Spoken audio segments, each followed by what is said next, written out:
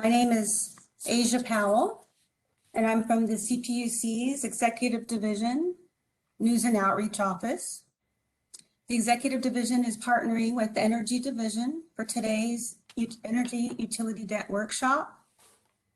Representatives from public agencies, municipal and investor-owned utilities, and community-based organizations will discuss successful partnerships, compensation, and other topics to explore expanding CBO networks to assist customers accessing utility bill relief and debt. To start with a few administrative items, this session is being recorded. Please disconnect if you do not want to be recorded. For those who are speaking, please speak clearly so the court reporters can hear you. We will be taking questions via the chat function. Please use your chat feature on the bottom right-hand corner of your screen to ask a question. Party comments should be filed by November 18th, and informal comments can be added to the docket card. Next slide. AJ, can I ask real quick? This is Jason Stace, your starting court reporter. Are you going to do on the record, off the record? We're not on the record right now, are we? Oh, we should start on the record now. Okay, I didn't get any of that then, so I don't know if you just want to continue or what, but I'm ready to go. Yeah, we can start now. Thank you. The agenda for today, we just did our welcome. We'll start with panel 1, which will be non-IOU best practices for working with CBOs. Then we'll go to our second panel, which is IOU best practices for working with CBOs. Our third panel will be compensation models. And then we'll go for closing comments. We'll hear from Commissioner Martha Guzman Aceves. So to kick things off, Stephanie Green of Executive Division, News and Outreach Office will be moderating the panel, non-IOU best practices for working with CBOs. Francisco, we can close the slides now.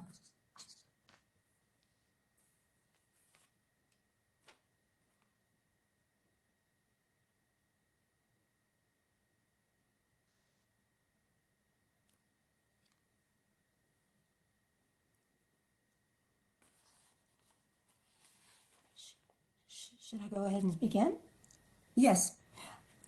Good afternoon. Panelists for panel 1, please turn your cameras on.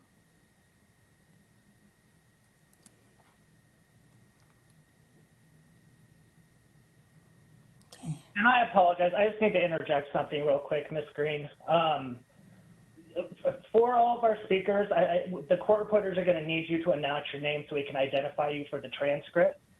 And so whenever you come in, you just have to announce your name so we know who is speaking. And that's just the biggest thing that would help us out. So thank you very much.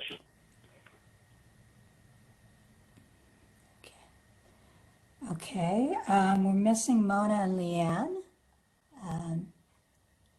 Mona and Leanne, if you are on, can you please unmute yourself and show your screen? Okay, I'll let Asia work on that. I am Stephanie Green. I am with the Executive Division, and I oversee our Business and Community Outreach team office. On our panel today, we have Kevin Olb, who's the Senior Policy Advisor for the Bay Area Quality Management District. We have Mona Favorite Hill, who's Senior Community Affairs Representative with East Bay Municipal Utility District, and Leanne Hoadley, who's Manager of Community and Customer Engagement with Marine Clean Energy. And we have Victor Espinosa, who's Behavioral Wellness Director at the Mixteco Indigena Community Organization Project, or MICOP. And there's Leanne, and then hopefully Mona will pop up. So I'd like to start our panel by asking the first question, which is, How do you leverage the expertise and reach of CBOs in your territory? And let's go Kevin, Mona, and then Leanne in that order. And then so Kevin, if you'd like to go first. Hi, everyone. This is Kevin Ope, and I am a senior policy advisor at the Bay Area Air Quality Management District. And so there may be some things that I explain to you that don't resonate because it's kind of a different line of work, but I think a lot of the essential elements of meaningful community engagement are consistent with the work you do. And when it comes to the question of how to leverage the expertise of the community organizations that we work with, I think first and foremost, it's important to come to the table working with partners in the communities very humbly. One of the early lessons I learned when I started working at US EPA about 12 years ago is I went and met with a community organizer and said to her, how do we create a training to help our community partners to do organizing? And she just laughed at me and she's like, no, we should create a training for you to know how to engage with community. And, you know, that was right on. We in government have a lot of strengths and we're really good at process and we're really good at problem solving. But when it comes to understanding the nuances that are very specific for each community that we're working with, the partners that do that as their full-time jobs and have passion for the communities they work with are just so much better suited to do this. And so in terms of how to leverage those strengths, I think the first thing that's important is to build a meaningful relationship, sit down, have a cup of coffee, get to know them. It's one thing to drop a contract and make sure they're getting properly compensated. It's another thing to know them as a human being and know why they're motivated to do this work and to make sure that they feel aligned with the goals of what you're trying to do with them, you know. And so if you're trying to stop shutoffs or problems with communities not getting access to, you know, electricity or utilities, that's right in their mission. That's what they care about. And making sure that you have that deep basis of a relationship is critically important. And then I think from there, there's just a lot of questions you need to ask in terms of, first of all, how do people get information? What is a trusted source that they can get it from that they'll listen to? What messages resonate with people? And like how to overcome barriers and challenges. And in order to get that, it's not like you can give people a template or your partners to fill it out. There really needs to be an iterative, active discussion that's happening in terms of what's working, what's not, constant evaluation and feedback loops.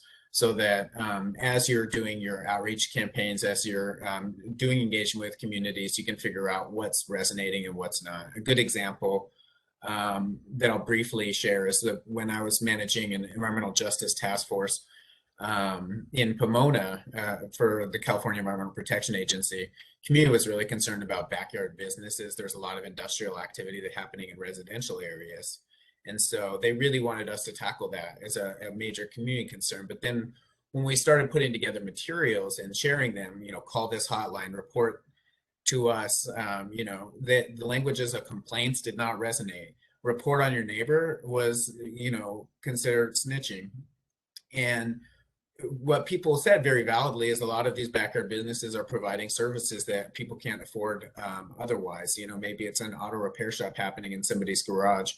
And so we really had to craft our strategy for how to let people know if these are problems, how to report things anonymously and navigate what was a lot more complex than we originally set out to think. So it's not just about who to give money to, but then how do you craft a message that will resonate and how do you get it from somebody that has trust to build the relationship to get the follow through in the midst of people's busy lives.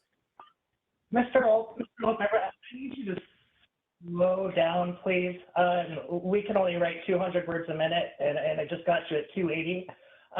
So if we could just slow down just a little bit, we'd really appreciate it. Thank you. Yeah, absolutely. Okay. And Mona, same question to you. Could you tell us a little bit of how you leverage the expertise and reach of CBOs in your territory? Well, for us, we're a little different. We are a water district, so we are strictly regulated on how we can give money, which money we can give, and how we do it. So for us, we have our customer assistance program, our CAP program. It has been around for 35 years. It will be 35 years in 2022. And it is considered one of the most generous in the state. So we've been at this for a while. And we also have the Water Lifeline program. So the CAP program provides assistance for people, help people pay their water bill. The Water Lifeline program actually gives them money to pay their water bill. So it's two separate things. But what we do is we work with large charitable organizations to provide the outreach to help people actually apply for the CAP program, help them with the application, help them get it done, turn in the materials needed. We are restricted in that we can't deliver that service. We have to have someone do it for us. We can't accept funds as a donation for delivering those services. So we have this very narrow hallway that we have to walk down.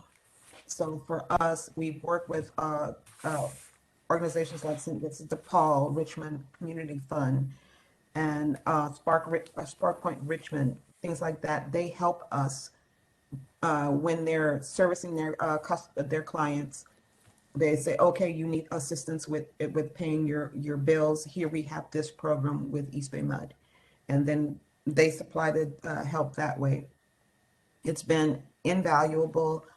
We appreciate it. It's not enough. There are so many people within our service area. We service 1.45 million people who still don't know that we have a customer assistance program.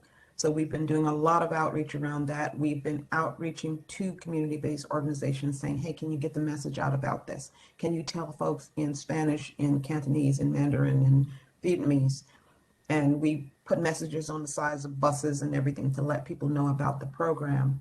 So it's the matter of not just having the CBOs help us process the application, but to get the word out that the services are available. And so our program, of course, grew exponentially during COVID.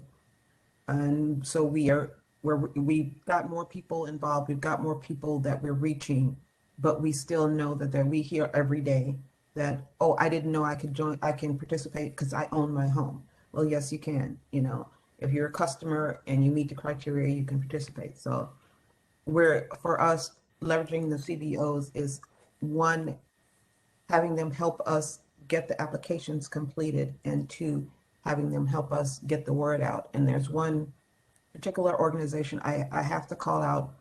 There's a group in Oakland. They are a non-profit affiliated with a church organization, but the pastor goes to people's houses individually because these people are senior citizens, disabled.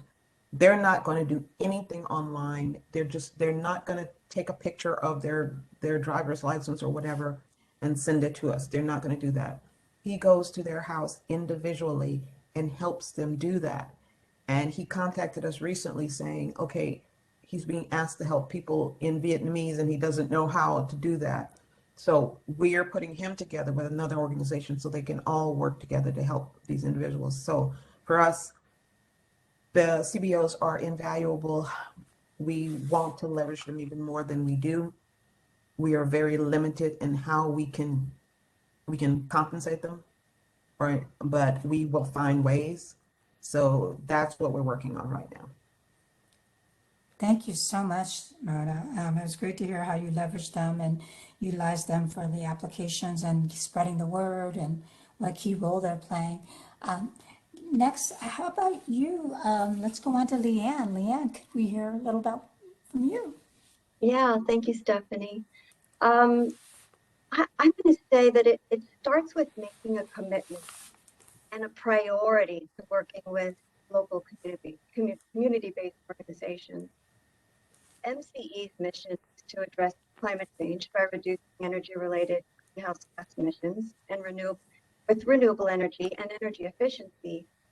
And our mission includes our commitment to creating more equitable communities. And then adding to that mission, 3 of MCE's guiding principles outline our commitment to addressing the inequities that underpin the energy industry's dependence on fossil fuels by dedicating resources. I apologize. I have to interrupt. Your audio is coming in and out, and I cannot hear you. I can't understand what you're saying. Oh, thank you for Uh, letting me know. I appreciate that. It would be terrible to get through this whole thing garbled and nobody could say anything. I'm hardwired in. Is it better at all for anybody? It's better when you, whatever you were just doing, if it was moving forward or whatever, it helped. It's all a matter of wires, isn't it? So Stephanie, if it starts to go garbled again, maybe just put I'll your do finger like on. this. Yeah, and then I'll see if I've got a wire thing that I can pull again. So just do that. I'll look for you. Okay. But I was saying that we are dedicating resources to historically marginalized communities and to center equity in all of the engagement practices, services, programs, policies that we do in order to serve and strengthen communities through outreach and assistance. And thankfully, that's a lot of what my team does. And we couldn't do any of this without working directly with and building relationships with our CBOs. So that's just a starting point. All that said, CCAs, CBOs have limited staff, so we have to be really creative in how we make a measurable impact in these areas. A few years ago, when we still had no idea what was coming with the global pandemic, we did an assessment of the CBO relationship we had in each of our 4 counties. And our goal, my goal, was to increase our diversity relationship, partly through our sponsorship budget, but to make sure that half of our sponsorship we're going to, now it's still bad.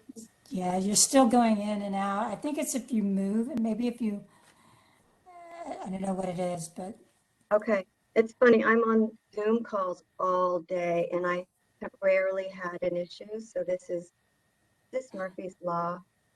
okay, I that's should better. try to, Right now is better, whatever you're doing. okay, I'll have to put my face way up, my apologies, and put my face way into my camera. So again, our goal was to make sure that at least half of our sponsorship budget was related to a diversity spend. And so we did the research into organizations who met a specific criteria.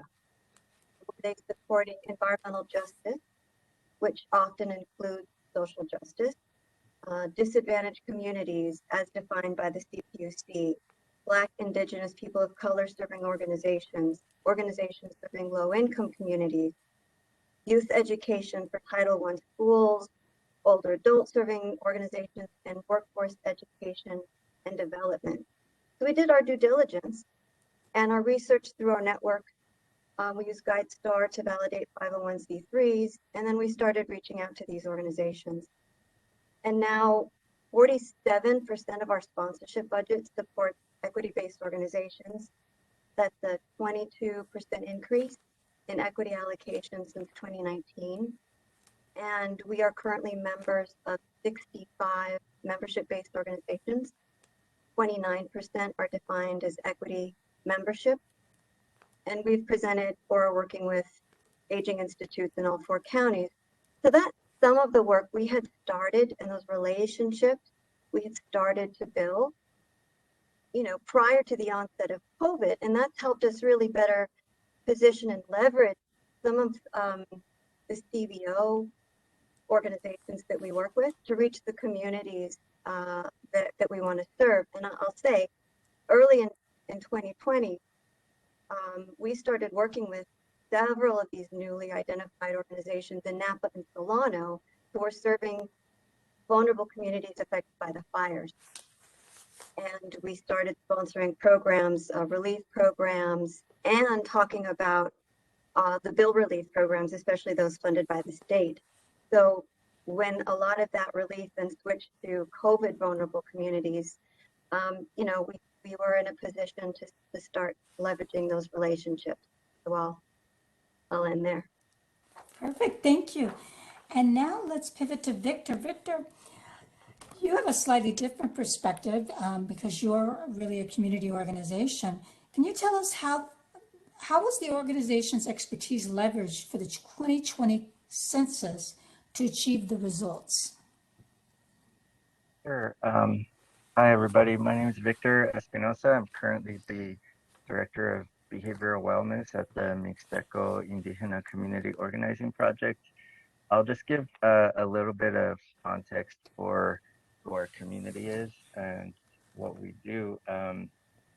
We were founded in 2001 in the city of Oxnard, and we serve indigenous migrant communities who are primarily farm workers along the central coast of California. We actually are present in Ventura County and North Santa Barbara County.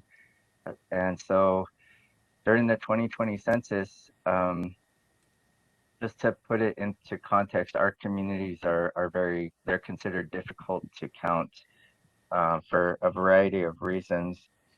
The Mixteco language is a non-Hispanic indigenous language. It's traditionally not a written language, and so printed materials often don't suffice. There's also a tendency for fear of government and not wanting to be counted and wanting to remain under the radar, and low broadband. The nature of the work in farm work is seasonal, so oftentimes residents have housing insecurity and do not remain in one location for more than a season. So those are some of the issues that create a challenge in reaching out to the community. The expertise that we bring is first and foremost language competency. We have to be able to speak the language of the people that we're reaching, our community.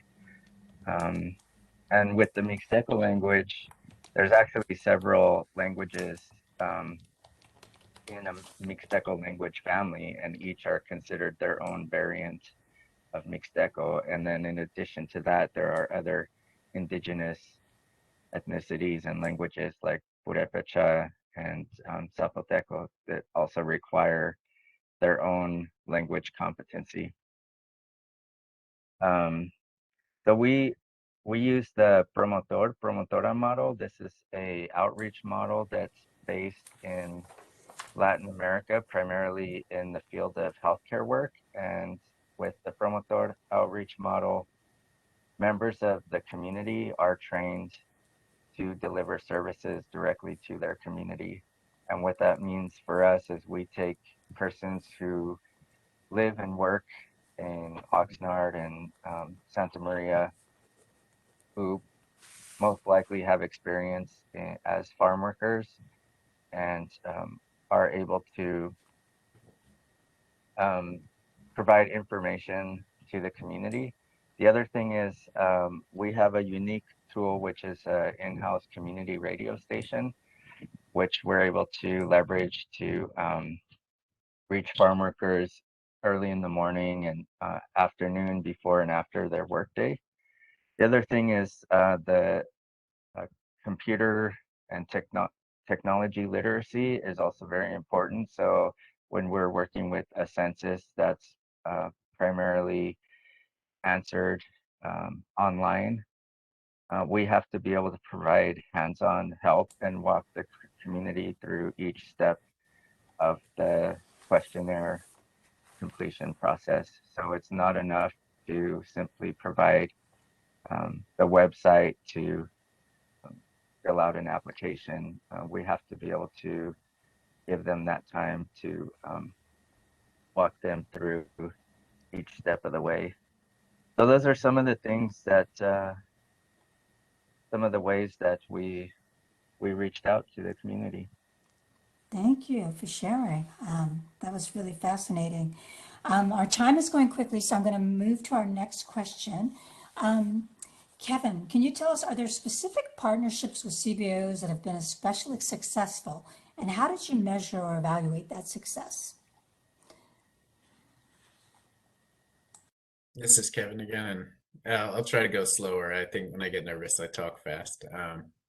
I think, Partnerships happen on a spectrum, and on one end, when it's unhealthy, it feels very much like a zero-sum game. This is especially true in the regulatory world, where a lot of the decisions that have been made going back to, my agency was formed in the 50s at a time of racial segregation, where government intentionally made decisions and enforced policies that led to benefits going to white communities and burdens being put on communities of color. And the generational impacts of those decisions happening over many decades have really hurt trust within a lot of communities in the work that I do in environmental justice. So already from the outset, without trying to intentionally build relationships with the partners we need to work with, it's very likely we're going to have an adversarial relationship.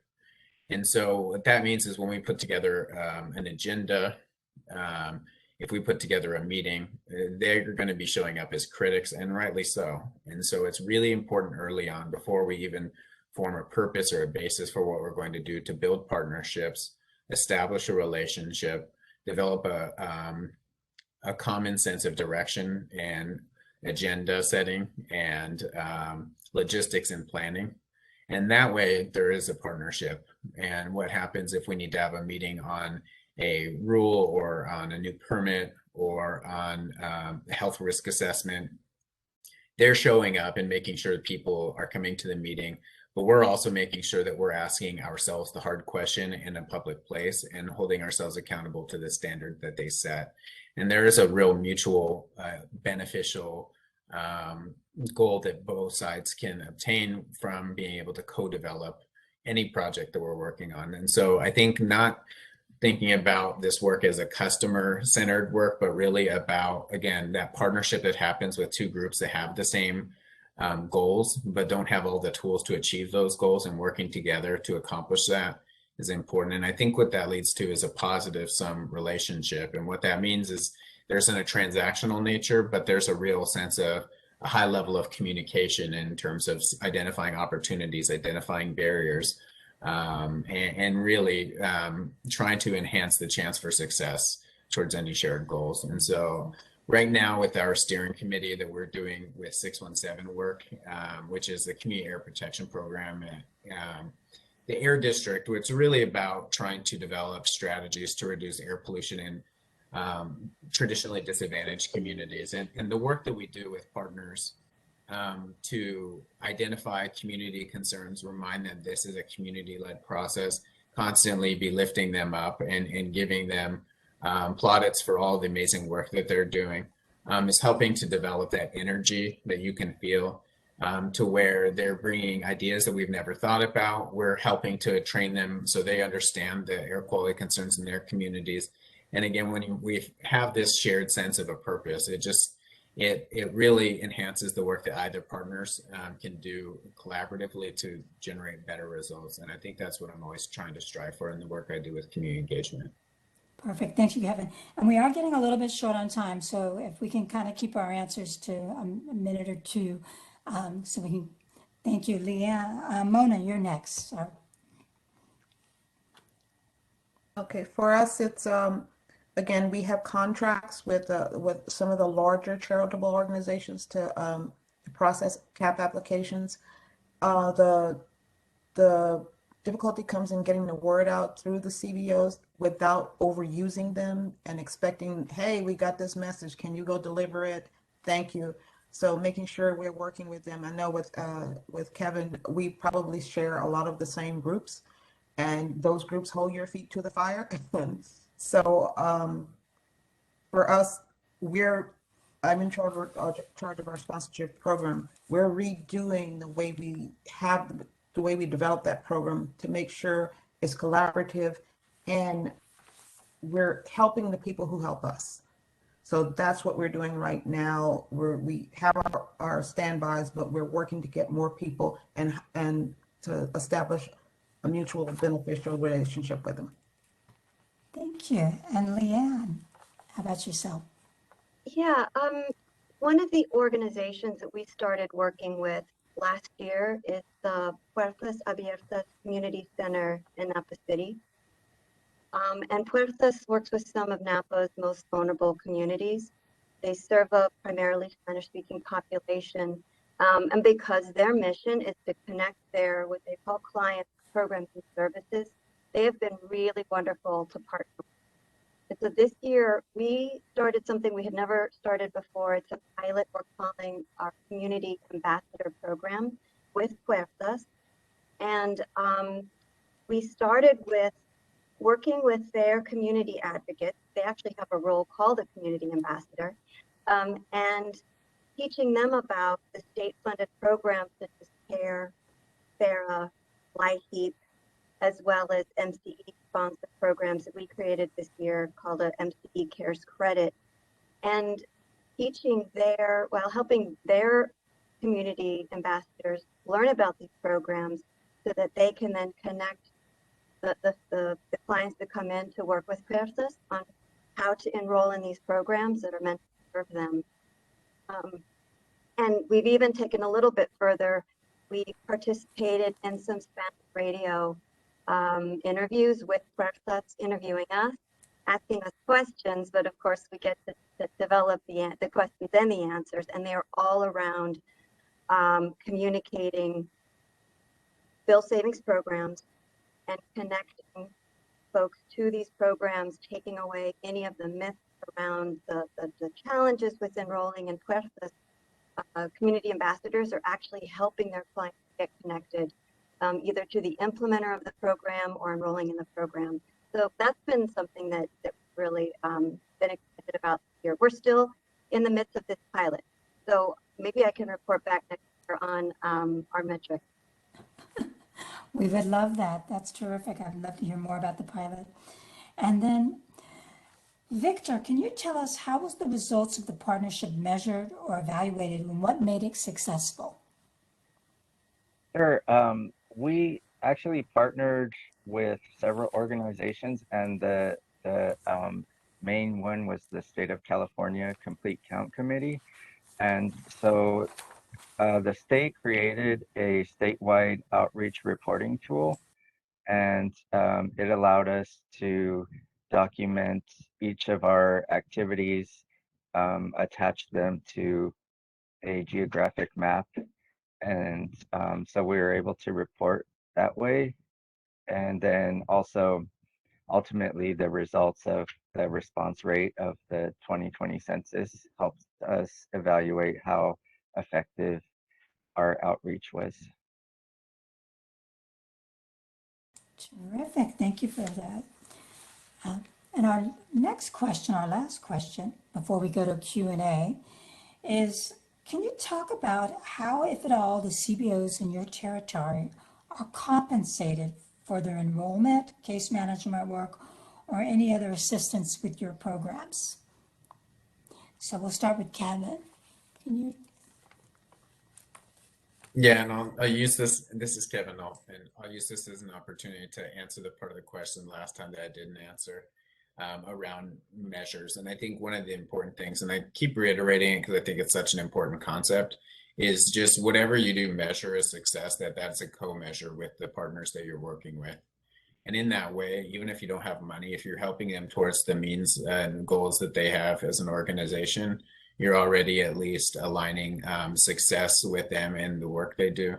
But I think beyond that, just being creative to find out ways you can be helpful if you don't have money, introduce them to grant opportunities that may be available, introduce them to other state agencies or programs they may be interested in, write a letter of support, ask them how you can help them. There's lots of ways you can do it without being able to write a check. And then, just always exploring new models to be creative for how you can get money out the door. One of the things that we're doing in our work with the community partners in the Community Air Protection Program is actually through a consultant giving mini grants out. And because we're doing that through an intermediary, we can get the money out the door a lot faster. It's only for organizing on the ground for $12,000 grants for 3 months, $4,000, per organization per month. And it's actually can get a tremendous amount done. So just thinking about ways you can be flexible and creative with funding helps to really open doors. I like that. I think I'm hearing a theme of creativity and commitment. Mona, how about yourself? Okay, for us, the law prohibits us from using ratepayer funds to compensate our CBOs. So we can only use non-ratepayer funds. That comes from our leases, property leases, from cell towers that people hate. But those funds go to help people to pay for our CAP program and to compensate the CBOs who help us with it. So we have those funds, very narrow, again, a very narrow avenue that we have to walk down to get that done. So the creativity comes in our sponsorship funds. We can look at an organization and say, okay, yes, you're helping us with this, but you also provide job training, or you also provide this other service. So let me help you fund that particular part of your organization, and we provide funds for that. Funds are not a lot, but they are, it's better than nothing. So we use that, and we've been using that more and more. We're getting away from, I don't want to fund your gala. I don't want to fund your big whatever event. I want to fund this particular program that trains people to do this. So that's what we're working on right now, and trying to leverage our sponsorship funds in that direction. And are your sponsorships grants or application, or how do you? Usually we go by request. People submit a request to us via email, and we ask for certain documentation, and they give us the event, and we are limited to funding nonprofits. So you have to be a registered nonprofit. And they submit the application, and we review it. If it meets the district's criteria, environmental, job creation, something of that nature, we are not funding any golf tournaments, car shows, anything like that, despite the number of requests we get. And some of the requests we get are very, very needy. Elder care, we can't fund that because that doesn't fall in our criteria. So if it meets our criteria, we will fund it, and it's a slow turnaround process, but we do it. Thank you. And Leanne, how about yourself? We also have very strict guidelines around our funding restrictions, so that we can sponsor events, we can sponsor organizations. We don't give donations, and at this time, not grants necessarily. We don't have a lot of money. I don't have a lot of a huge budget in my sponsorship budget. So again, we do have to be creative, and we do sponsor almost all of our local chambers, because those are really the advocates for our small, medium-sized downtown businesses. And I know last year was a really rough year for them. So we increased our membership levels last year, and we did what we could to keep them going. They didn't have events. We saw what events we could sponsor, but part of the requirement is that we get something back for that sponsorship. So there has to be a call to action. That event has to then direct customers back to us for information. I was hearing a trend with specific actions being asked for the funding. And Victor, can you just tell us, for your program, how was your organization compensated for the work that you did on the 2020 census? Was it by completed survey or visit, or were there other metrics? We received a contract from the state of California. The state invested millions of dollars to ensure a complete and accurate count. And so we were compensated based on pretty much the way that the project, the overall project plan and implementation of the plan. I can say that we have had several, many actually, organizations, for profit and also government organizations that approach us for help with outreach to the community. And within the context of a grassroots organization, we're limited on what we can provide, especially during COVID, when a lot of our focus is on ensuring that the community has the complete information and access to testing and vaccines. And so when companies approach us for help with outreach, I would say incentives based or performance based, numbers based types of outreach really um, aren't competitive for us given our capacity to outreach the community. So it really has to account for the staff needs and the infrastructure needs of our organization when we're being compensated for outreach. Thank you. That makes a lot of sense. Well, we've heard a lot today about how critical your relationships with CBOs are. You use a lot of creativity and commitment and limited funding to really make some win-win situations in your communities. I'd like to open it up now for a few minutes of questions. Asia, do we have any questions? We do have a question. Some of this was already talked about with funding, but we can dive deeper into it. It says, can the panelists speak directly to how the work they are describing is funded for the agencies? How much of relationship building includes providing funding for the partner CBOs? And then for the organizers, who supports your work?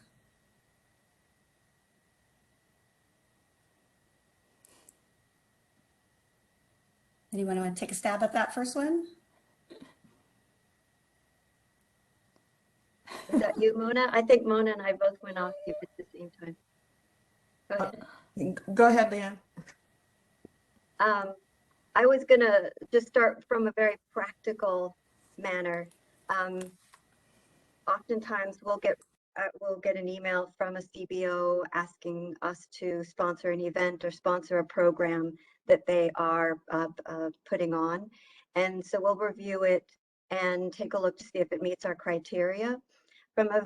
Again, if we agree to sponsor that event from a completely basic perspective, they would then invoice us. We would make sure the invoice also contained the proper wording that we need to see, and then we would, pay through a check.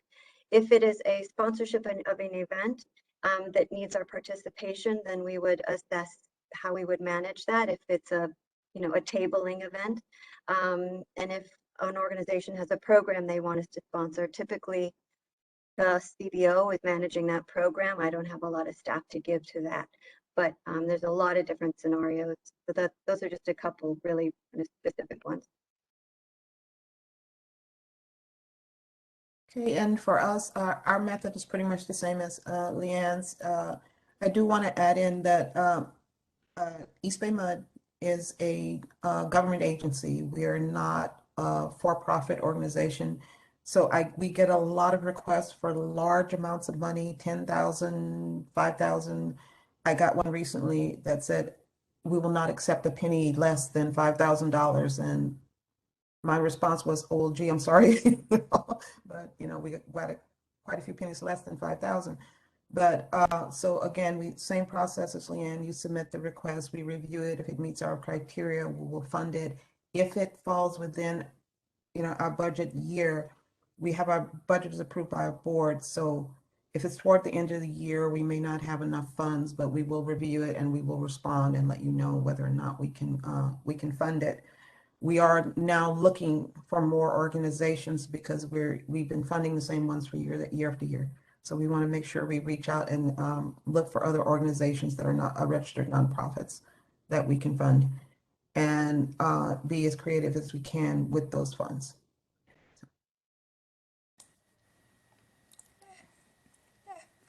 Victor or Kevin, would you like to add anything on this topic? I would just say we're supported by a variety of individuals and organizations, and we try to be conscientious also about who we ask to be our sponsors. So we really want to have a partnership with folks in addition to asking for money. But I think many local government agencies and private businesses recognize the need for support in our community and they want to help. And so we like to provide that opportunity. Yeah, again, this is Kevin, and this is probably one of those areas where my answer is less helpful because it's very different than the world of work that you all do. But I would just emphasize in previous jobs that I've had, when I managed a program that had enough money for staff, but nothing for actually paying community partners, I just learned every grant program that was available. And if they were interested in something I didn't know about, I would do research, and help find opportunities for them. I mean, sometimes I would just buy lunch for them if we all went out, because I shouldn't expect that they're going to work for free. So I just emphasize, like, part of the building of the relationship is finding out how you can make the work that you're going to do together mutually beneficial. And so finding out ways to be creative, to show respect to them and show appreciation for them, and demonstrate the value they're bringing, through trying to problem solve for them, goes a long way. That's well said, and that element of being mutually beneficial and creating that win-win where you're both getting something out of the relationship. Well, we went from what I was worried that we were running late. Now we're actually got a few extra minutes. So I'm kind of curious. One question I would that you may have that's a little bit unscripted is, did you notice anything during COVID, any kind of lesson learned about how you interact with CBOs or utilize CBOs in sort of a emergency situation like COVID? Anything you'd like to share kind of in that?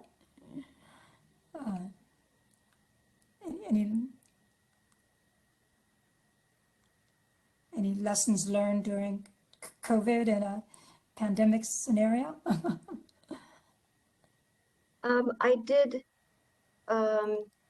I did see how important every single sponsorship is to a CBO, no matter how large or small, and was really appreciative of the CBOs that also advocate for the communities, how dedicated they are to the work that they're doing. Something that MCE did was I had my folks go through and research all of the resources that were being made available and different programs being made available to folks in our different counties. And we put up a one-stop shop of resources by county on our website. And then we asked our CBOs and our chambers to put that in their newsletter. And they did. So there's a really nice reciprocity between the CBOs reaching out to the communities and us trying to get information to them. So that's one thing we experienced. Thank you for sharing it. Anybody else? Victor or Ramona or Kevin? Well, for us, it was a lot of the CBOs lost staff. People were either, even if they were volunteers, they lost a lot of staff. So instead of waiting for them to come to us and, oh, we haven't received the invoice from this organization, usually we wait for them. But we kind of turned things and became more proactive, reaching out and saying, oh, okay, I know you won't be having your event this year because you can't, but here's what we'd like to do. Here's how we'd like to help. And and having done that, I realized there was no need for us to sit around and be passive on the regular. We could do this it made bookkeeping for us a lot easier, and we helped more people because we were a little bit more organized. Okay, don't know if you're going to have this event this year. Here's what we can do, and here you go. And so for us, it was kind of a wake-up call into how we do things and to what the CBO's needs are. I like that. That's very. How about you, Victor? Any observations? Or? Yeah, I think, I mean, not only COVID, but the last couple of years have been quite difficult with wildfires. And I don't mean to put a bleak outlook on things, but I think with the climate, what's happening with the climate, we're going to continue to have emergencies, and then seeing the level of who is disproportionately impacted, and also how much support we can expect from different agencies and organizations really um, kind of teaches us that we need to prepare to be able to respond as a community to provide formal and informal support to the community. And so I like that.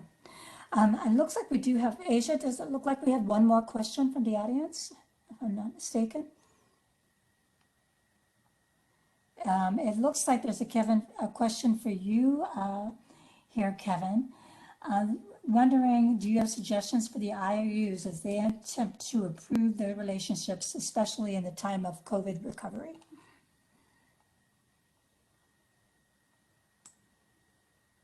And she appreciated your suggestion about alternate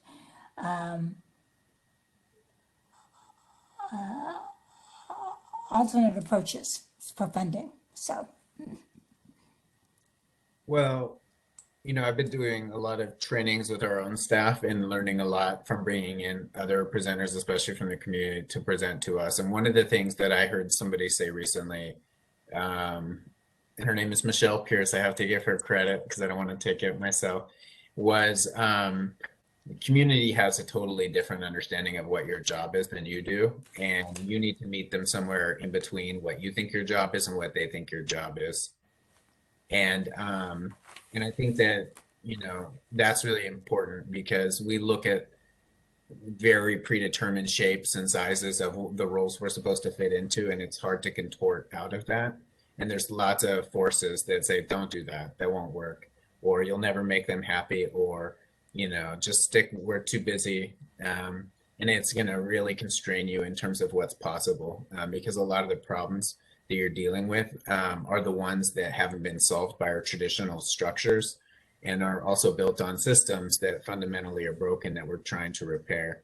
And so build in the time to actually make relationships, to co-develop plans, to attempt to intentionally try new approaches and new ideas, and celebrate success along the way with partners, giving them shout outs and building energy and momentum to doing things in a new way. It's not something that happens overnight. It's a culture shift that has to happen. But honestly, when we do all of this work, I just want to ask all of the questions to Victor. I think he has better answers than all of us. The people that are in communities that are doing work, they're underpaid, they're overworked, and they're extremely passionate. And they know the answers to these questions. And it's just, how do you authentically invest in them and their organizations? And that's what will really lead to, honestly, better approaches and better results. I like that. That is a good point. Victor, did you want to add anything, any suggestions for IOUs who are coming up next as they attempt to improve their relationships with CBOs as they try and work on COVID recoveries? No, I think Kevin said it pretty well, and just to have a working partnership on equal terms is always important. I like that. Well said. Working partnerships, mutually beneficial, using creativity and a lot of commitment, really can have some successful relationships with CBOs to benefit our communities. So with that, I think we should probably transition out of this panel and let the next panel get ready, give them a couple minutes. Unless there's just any parting thoughts as we chime off from any of the panelists. And I want to thank you all for your time. But Thank you. all right. Stephanie, Yes. I'm going to put my email address in the chat. So if anyone, any agency falls within the East Bay Mud service area, they can contact me if they want to know about sponsorships. Oh, that's a great idea. Thank you. All right. Well, Not hearing any parting thoughts. We will, Ben, I am going to, in Asia, I'm going to turn it over to you guys with all of 2 minutes to spare to get the next panel set up. Thank you all. Thank you to my panelists. Thank you. Our next panel will be IOU best practices for working with CBOs. And Ben Menzies will be our moderator. Thank you, Asia. And hi, everyone. My name is Ben Menzies. I'm an analyst here at the CPUC's Energy Division, primarily working on customer debt issues and disconnections for non-payment. Good afternoon, and thank you all for attending today's workshop. Our next panel is with representatives from the 4 largest investor-owned utilities, PG&E, Southern California Edison, San Diego Gas and Electric, and SoCal Gas. The goal of this panel is to understand IOU partnerships with CBOs as a result of COVID-19, gain insight into information submitted by the IOUs on their CBO partnerships, and to hear from the IOUs about what opportunities they see for improving this crucial relationship. I will ask 5 questions in this panel of all the panelists. And since the panelists may have somewhat similar information to share, I will ask one utility to respond first and then prompt the other panelists with additional or different information that they can provide. Once all utilities have had a chance to respond to the questions, to all of the questions, I will turn to questions from the WebEx chat for the remaining time.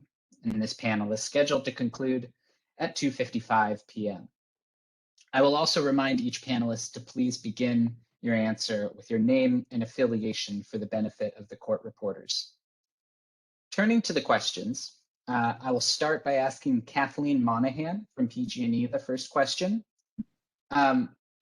What do you see as the most promising opportunities for improving collaboration between CBOs and IOUs? Are there specific programs or activities where these could be better leveraged? Thanks, Ben. Hello, I'm Kathleen Monahan with PG&E. I think there's a lot of opportunities to integrate CBOs into the foundational program elements at the get-go to get CBO input and guidance as early as possible, and to build the program to incorporate CBO activities rather than the IOU developing the whole program and then bringing in the CBOs almost as an afterthought. We've been thinking about how to do this at PG&E and are really excited about 2 open requests for proposals or RFPs. These are paid CBO contracting opportunities that we hope will allow us to integrate CBOs early on and get input. One is for a CBO advisory council, so a new advisory council focusing on thought partnership, collaboration. And the second is for marketing, education, and outreach, or ME&O, for multiple programs. It includes our income qualified programs, also the arrearage management plan and other case management activities we'll be talking about today, electric vehicles, workforce education and training, and microgrids. So an example of a specific program within the electric vehicles for this RFP are our pending low carbon fuel standards programs. But within the ME&O for those programs, we have CBOs proposed to lead the targeted outreach to equity customers as defined for those programs, coordinate with other rebate programs, and help co-develop the marketing collateral with PG&E. So these are some of the ways that we're seeking to get broad CBO input and integrate CBOs into the program structure, really from the get-go. For the second part of the question, what programs this opportunity presents itself for, I think it's an all of the above approach. I think this should be a best practices to look at where CBOs could be engaged as thought partners, ME&O providers, or otherwise. I don't think we should limit this to programs where the commissions require the IOUs to engage CBOs or where the IOUs have been doing so for some time. Thank you. Thank you, Kathleen. Next, I will ask Eugene from Southern California Edison if you have anything additional to add. Sure. Eugenia Uia representing SCE.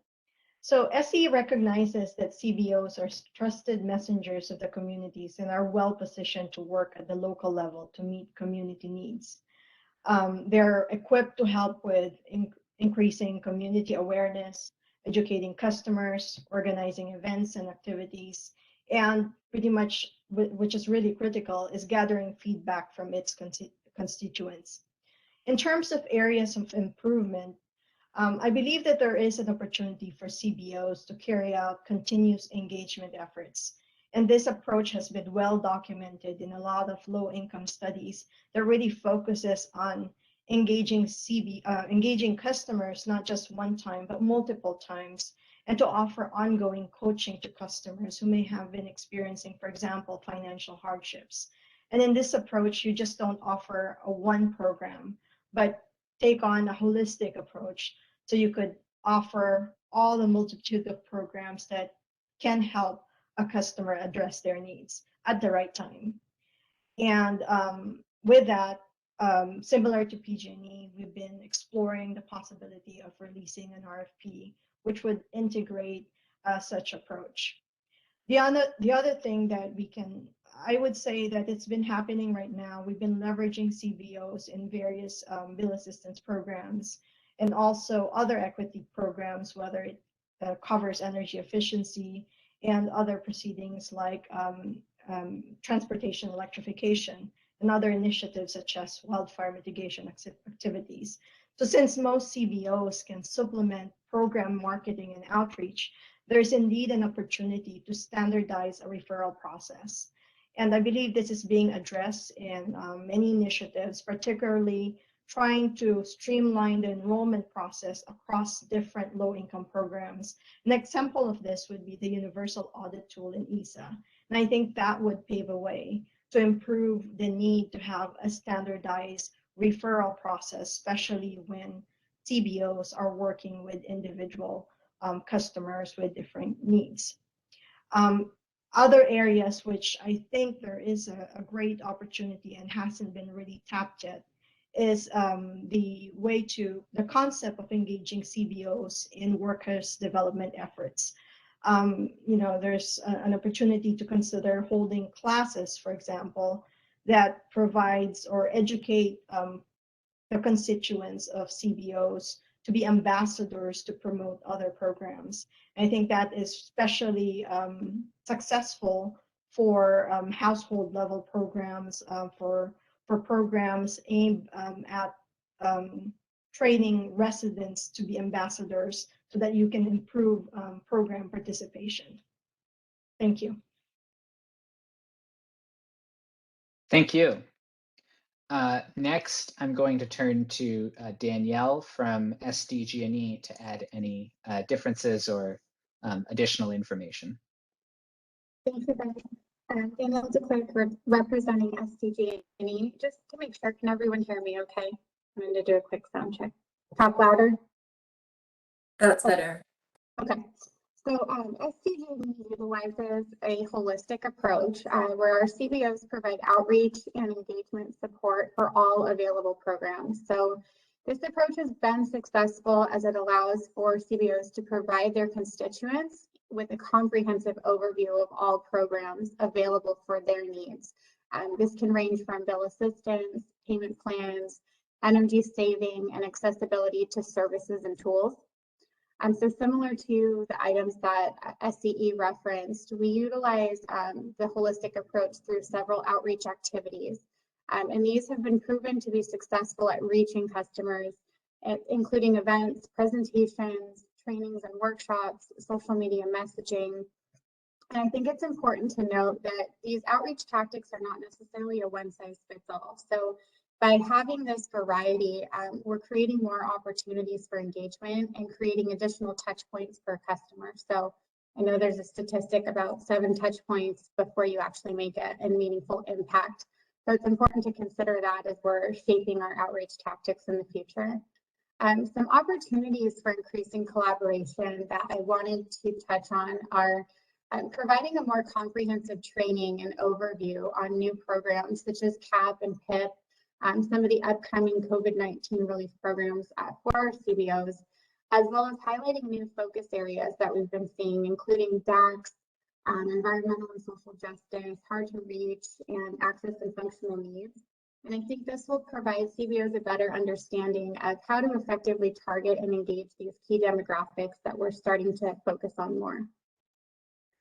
Additionally, I think it would be helpful to provide CBOs an opportunity to provide more feedback regarding trends that they're seeing as they're out in the community. So this can allow them to highlight best practices, discuss any challenges or barriers they've encountered, and have more of a collaborative conversation. And a couple of examples I wanted to provide is we recently strategically identified in support of PSPS 40 CBOs within our network that are either located in or serving customers in the high fire threat district. And we were able to utilize and leverage those partnerships to train and provide funding to specifically provide education and awareness around wildfire preparedness and PSPS. And I wanted to bring awareness to this because I think we can implement something similar, more focused solely on COVID-19 relief programs where we're really targeting certain CBOs that we think can have that large impact and awareness. And I'll pause there to pass it over to Daisy. That's right, and you read my mind. Daisy, do you have anything to add for SoCal Gas on this question? So good afternoon, everybody. Daisy Cristobal Sanchez here, SoCal Gas Customer Assistance Outreach Lead. You know, we currently have relationships with community-based organizations. They vary in size, of course, from small mom and pop organizations to bigger ones. So a lot of what my colleagues have said today, you know, resonate with us as well. We fund the organizations to build awareness through our low income decision that was just approved for 2021 through 2026. And these organizations are closely aligned to help build that awareness on those programs. So CARE, ESA, Medical Baseline, as well as non-IOU programs such as ERAP and LIHEAP when applicable, of course. So the areas of program enrollment are in the areas that program enrollments are lower, or if it's, you know, a hard to reach community, such as customers with disabilities, tribal customers with limited English proficiency, AFNs, DACs, etc. So that's really where we align ourselves with these orgs. And I think so many of the folks in the previous panel stated things that, you know, we already do, and we actually work with MyCop as one of our community orgs because of, you know, the work that they do in the Mixteco community, and that Promotores model that Victor mentioned is something that we've now worked with another organization up north in San Luis Obispo County to do similar outreach, because it really is the trusted source. When we're looking at community-based organizations, we're looking at where the customer is going, and he hit the nail on the head when saying the utilities are looked at as a government agency everywhere else in the world. So the CBOs are important to us. So some of the things that we outlined for that 2021-26 decision for the low income decision is we want to look at making those opportunities easier for our organizations to provide enrollment. So, you know, once things start opening up a little bit more, we want to have a way for them to online enroll their constituents and have that directly processed. So that way it'll ease a little bit of that that kind of leeway there that we have when we, you know, the application processing stuff happens. So that's all I have on my end. I think all my other IOUs kind of came in and saved the day with those. So thank you. Thank you, Daisy.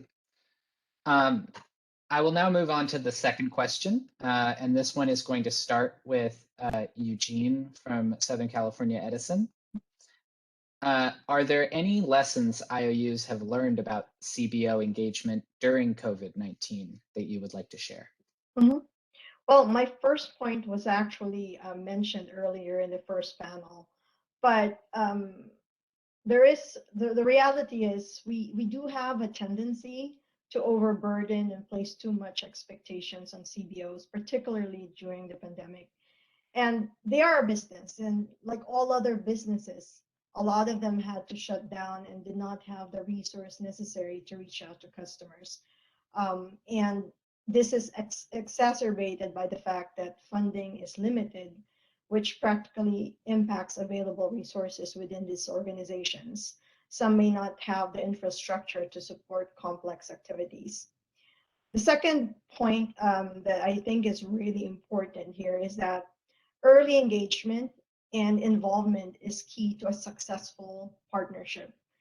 And I could name one example during the early months of the pandemic. I managed the Energy Savings Assistance Program, and there was a time where we had to decide whether to shut down the program or continue working. And then eventually we got the state to order a lockdown in LA County, at least. And even before that time, I think our engagement with a lot of our CBOs gave us really real information on how customers are reacting and what was the current state of our contractors going inside the homes. And I think that was really critical engagement for us, because even as when we opened the program after, I believe, about two and a half months, again, we turned back to our CBOs and gathered some feedback on what would be the best approach in, like, let's say, establishing our safety protocols for our contractors. And I think because of those input that we received, I think we were able to develop a plan that actually worked out and allowed many contractors to continue work within the Energy Savings Assistance Program. Another thing I think that is also a challenge for us is that we've seen a lot of activity and engagement from CBOs, but since there is no standardized metric and really measuring their activity, it is very challenging to measure success. You know, we all know that they're important partners. The relationship is critical. We've seen the impact they've made, particularly during COVID, in disseminating various information and gathering feedback from the community. But at the end of the day, I think it's really important that we come up with a way to measure their success and be able to see how they gauge against all other efforts that we have within the different programs. Thank you. Thank you. Next, I'm going to turn to Danielle from SDG&E to add anything additional. Thank you, Ben. So a few items is throughout the pandemic, we have continued to be heavily reliant on our CBOs, as Eugene mentioned, as they're a key outreach channel. They're viewed as trusted resources in the communities they serve. And so because of that, we've continued to work closely and collaboratively with our network of over 200 CBOs that reach a wide variety of customer demographics. Some of the things we've had to re-image and adjust in terms of outreach tactics, but we've continued to leverage these partnerships to support the education and awareness around COVID-19 programs. And this includes AMP and ERAP, while we also continue to explore new innovative opportunities to engage our CBOs for the coming year. To add to what Eugene mentioned, we do have to keep in mind that CBOs have also been affected in terms of their staffing and resources. And then also we've experienced limitations around in-person interactions. So we've had to shift our focus to more of a utilization of digital and virtual engagement opportunities. Those have been key for collaboration between IOUs and CBOs, as well as a key channel to reach constituents that our CBOs work with. And I included a couple examples of things that we've done just to shed some light on some innovation that we've used. But one example is using Facebook Live.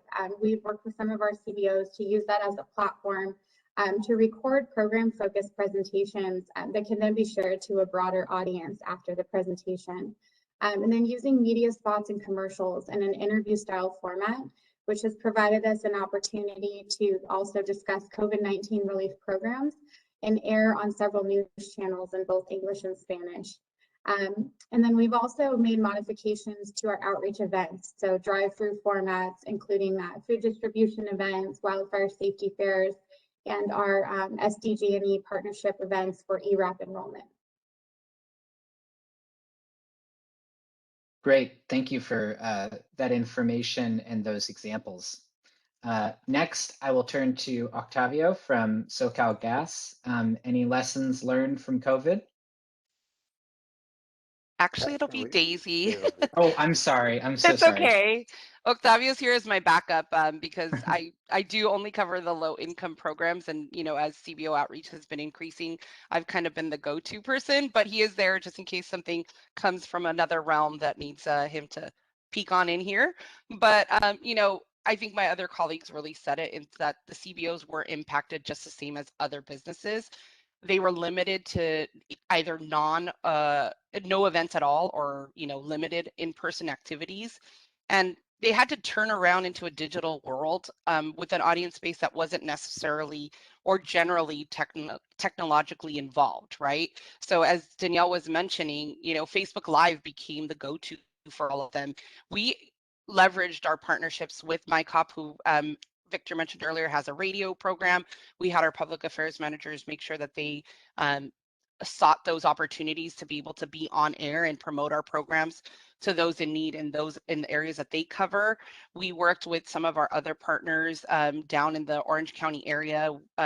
OC Autism that we work with works with a channel that also does live streaming, but they also do it on Facebook Live in Vietnamese regarding our program. So, what we also did was seek information from our orgs and ask them where they needed a little bit more assistance, and we're able to be flexible with them.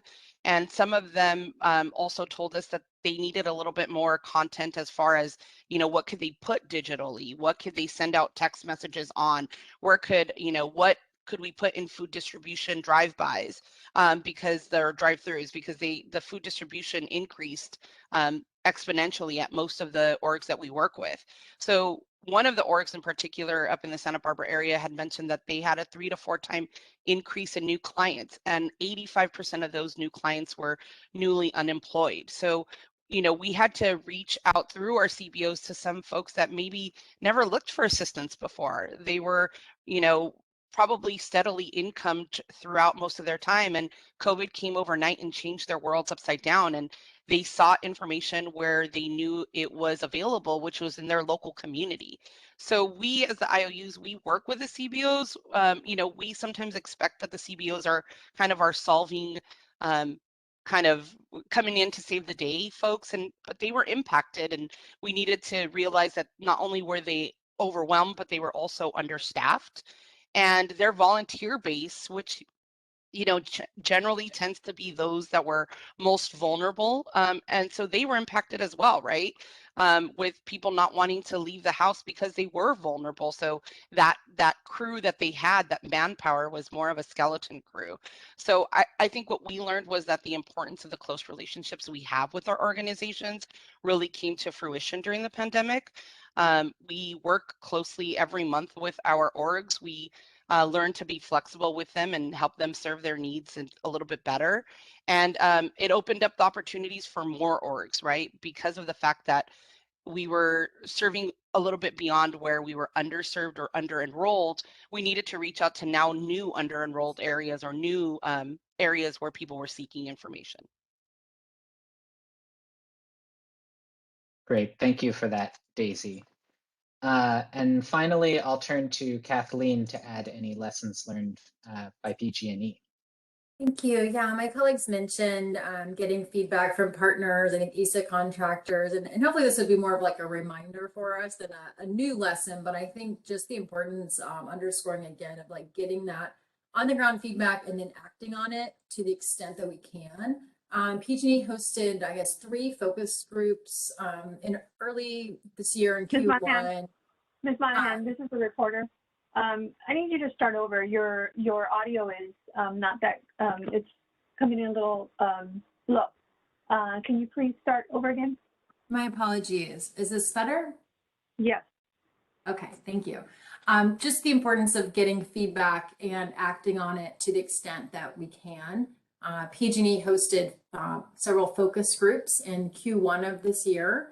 And we heard 2 things that really stuck with me. One was CBOs conveying the fear and uncertainty that community members had around COVID policies, protections, changing timelines on top of everything that the pandemic brought with health and economic impacts. And then a second recommendation from those focus groups was to engage CBOs in the MENO for COVID protections. So PG&E executed, I guess, 21 grant agreements with CBOs in our network. We didn't have time to run a solicitation, but specifically for CBOs to get information out in their channels to community in language around COVID protections and COVID support. We've recently extended several of the 14 of those through Q1 of next year. So thank you. Great. Thank you, Kathleen. Before I move on to the next question, I think, okay.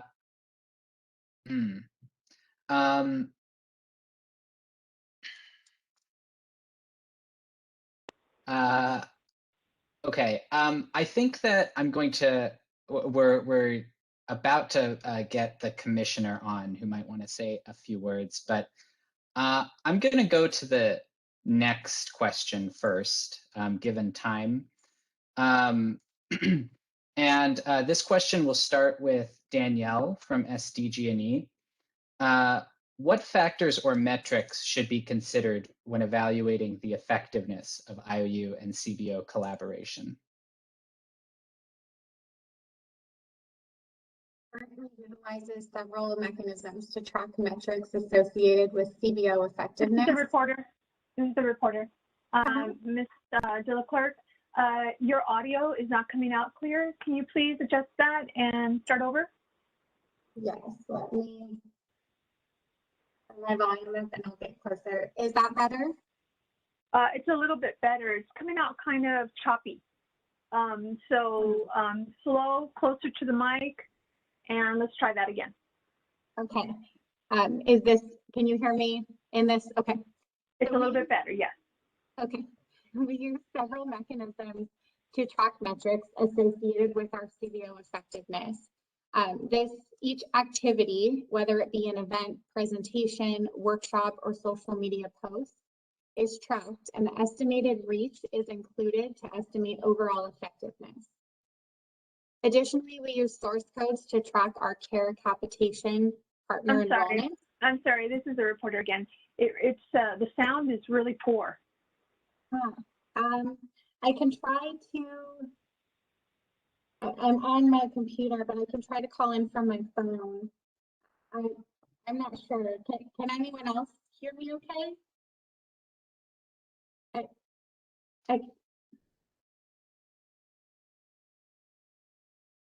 The reporter, this is just the reporter again. The way it sounds to me is it's coming out choppy, so it's hard to get you on the record what you're actually saying. I think it's just your audio. So if you could do something to adjust that, that would be great. Sure. Ben, is it okay if I call in from my phone and we can maybe move to someone while I reconnect?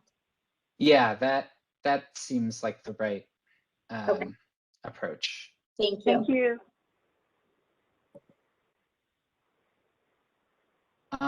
While Danielle works on her audio issues, maybe we can go to Daisy from SoCalGas to address the same question. Sure.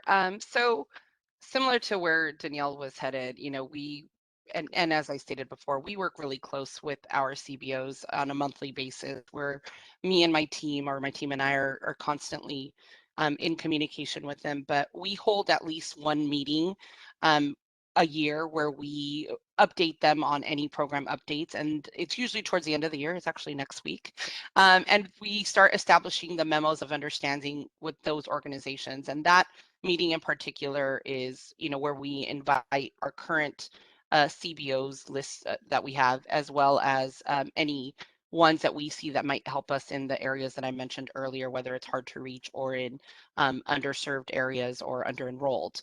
And it leads from that meeting that we start our memos of understanding with those organizations, and those start at the beginning of each calendar year. So this meeting really provides an opportunity for us to give the information to our CBOs, but also for us to gather feedback from our organizations. The organizations provide monthly reports as well to us, and that tracks their accomplishments and progress. So SoCalGas provides this information in the CPUC Low Income Programs monthly report, and we highlight notable accomplishments by each of our orgs and actually mention our orgs by name. Our CBOs have partnered with us. We have that long-standing relationship with them. And as I mentioned earlier, they're also those trusted sources in the communities that they serve and our agencies that our customers count on when they need that assistance. So if Danielle is back, I will pass it back to her unless you want to put her at the end of the trail. I'm not sure. Well, actually, for the moment, I'm just going to mention that Commissioner Martha Guzman Aceves just joined us. If she'd like to say anything at this time. Good afternoon, everyone. Sorry to join a little late. I will watch the recording up to now, but I'm going to just let the conversation continue. Thank you. Great. Thank you, Commissioner. And it looks like Danielle is still working on her issue. So I think I'm going to turn next to Kathleen from PG&E for any thoughts on metrics, etc. And you are muted. Oh. Does this sound okay? It's kind of faint.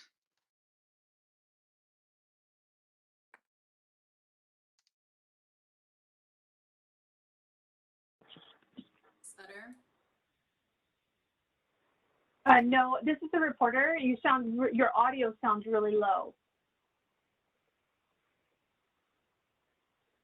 Okay, is now better? No. Try my speakers. Maybe go to another person. Sorry about this. I'll come back. Ben, Oh. can everyone hear me okay now? I hope I'm on my phone, so let's hope this Perfect. is better. Great. I can go after Eugene. I'm sorry to interrupt the order. No problem. Let's do that. Eugene, any comments on metrics? Sure. In the context of CBO engagement efforts focused on helping customers learn about and enroll in available programs, the more logical way to actually establish metrics is to consider, for example, the number of customers who have enrolled in the program or who have been informed about the programs. But there's other factors to successful partnerships. We should also consider how to acknowledge the exchange of information that comes with such partnership. CBOs being on the ground and deeply integrated in their communities means that the IOUs stand to learn more about their customer needs in hard-to-reach communities and how to reach said customers. So in order to measure CBO effectiveness, this could be done by implementing some kind of a survey that would actually check customer satisfaction and how well the CBOs actually engage with their constituents, and vice versa on how well we engage with the CBOs and their responsiveness in terms of generating feedback from them on very specific initiatives. Okay, thank you, Eugene. Let's go next to Danielle from SDG&E. Great, thank you. Hopefully my volume is better this time. So we, as I started saying, use several mechanisms to track our CBO effectiveness. Every outreach activity, which could be an event, presentation, workshop, or social media post, is tracked, and the estimated reach is included to estimate the overall effectiveness per activity. Additionally, I know Daisy touched on this, we use source codes to track care enrollment through our care capitation partners. And we're also exploring the opportunity to utilize these source codes to track additional programs in 2022. So it could tie to AMP enrollments, medical baseline, utilizing that for more than just care. We believe that utilizing metrics to measure effectiveness has been a great tool, but as Eugene touched on, it can sometimes be difficult as many CBOs provide outreach support that focuses on general program awareness more than direct enrollment support. So CBO effectiveness overall should be measured around more than just a number.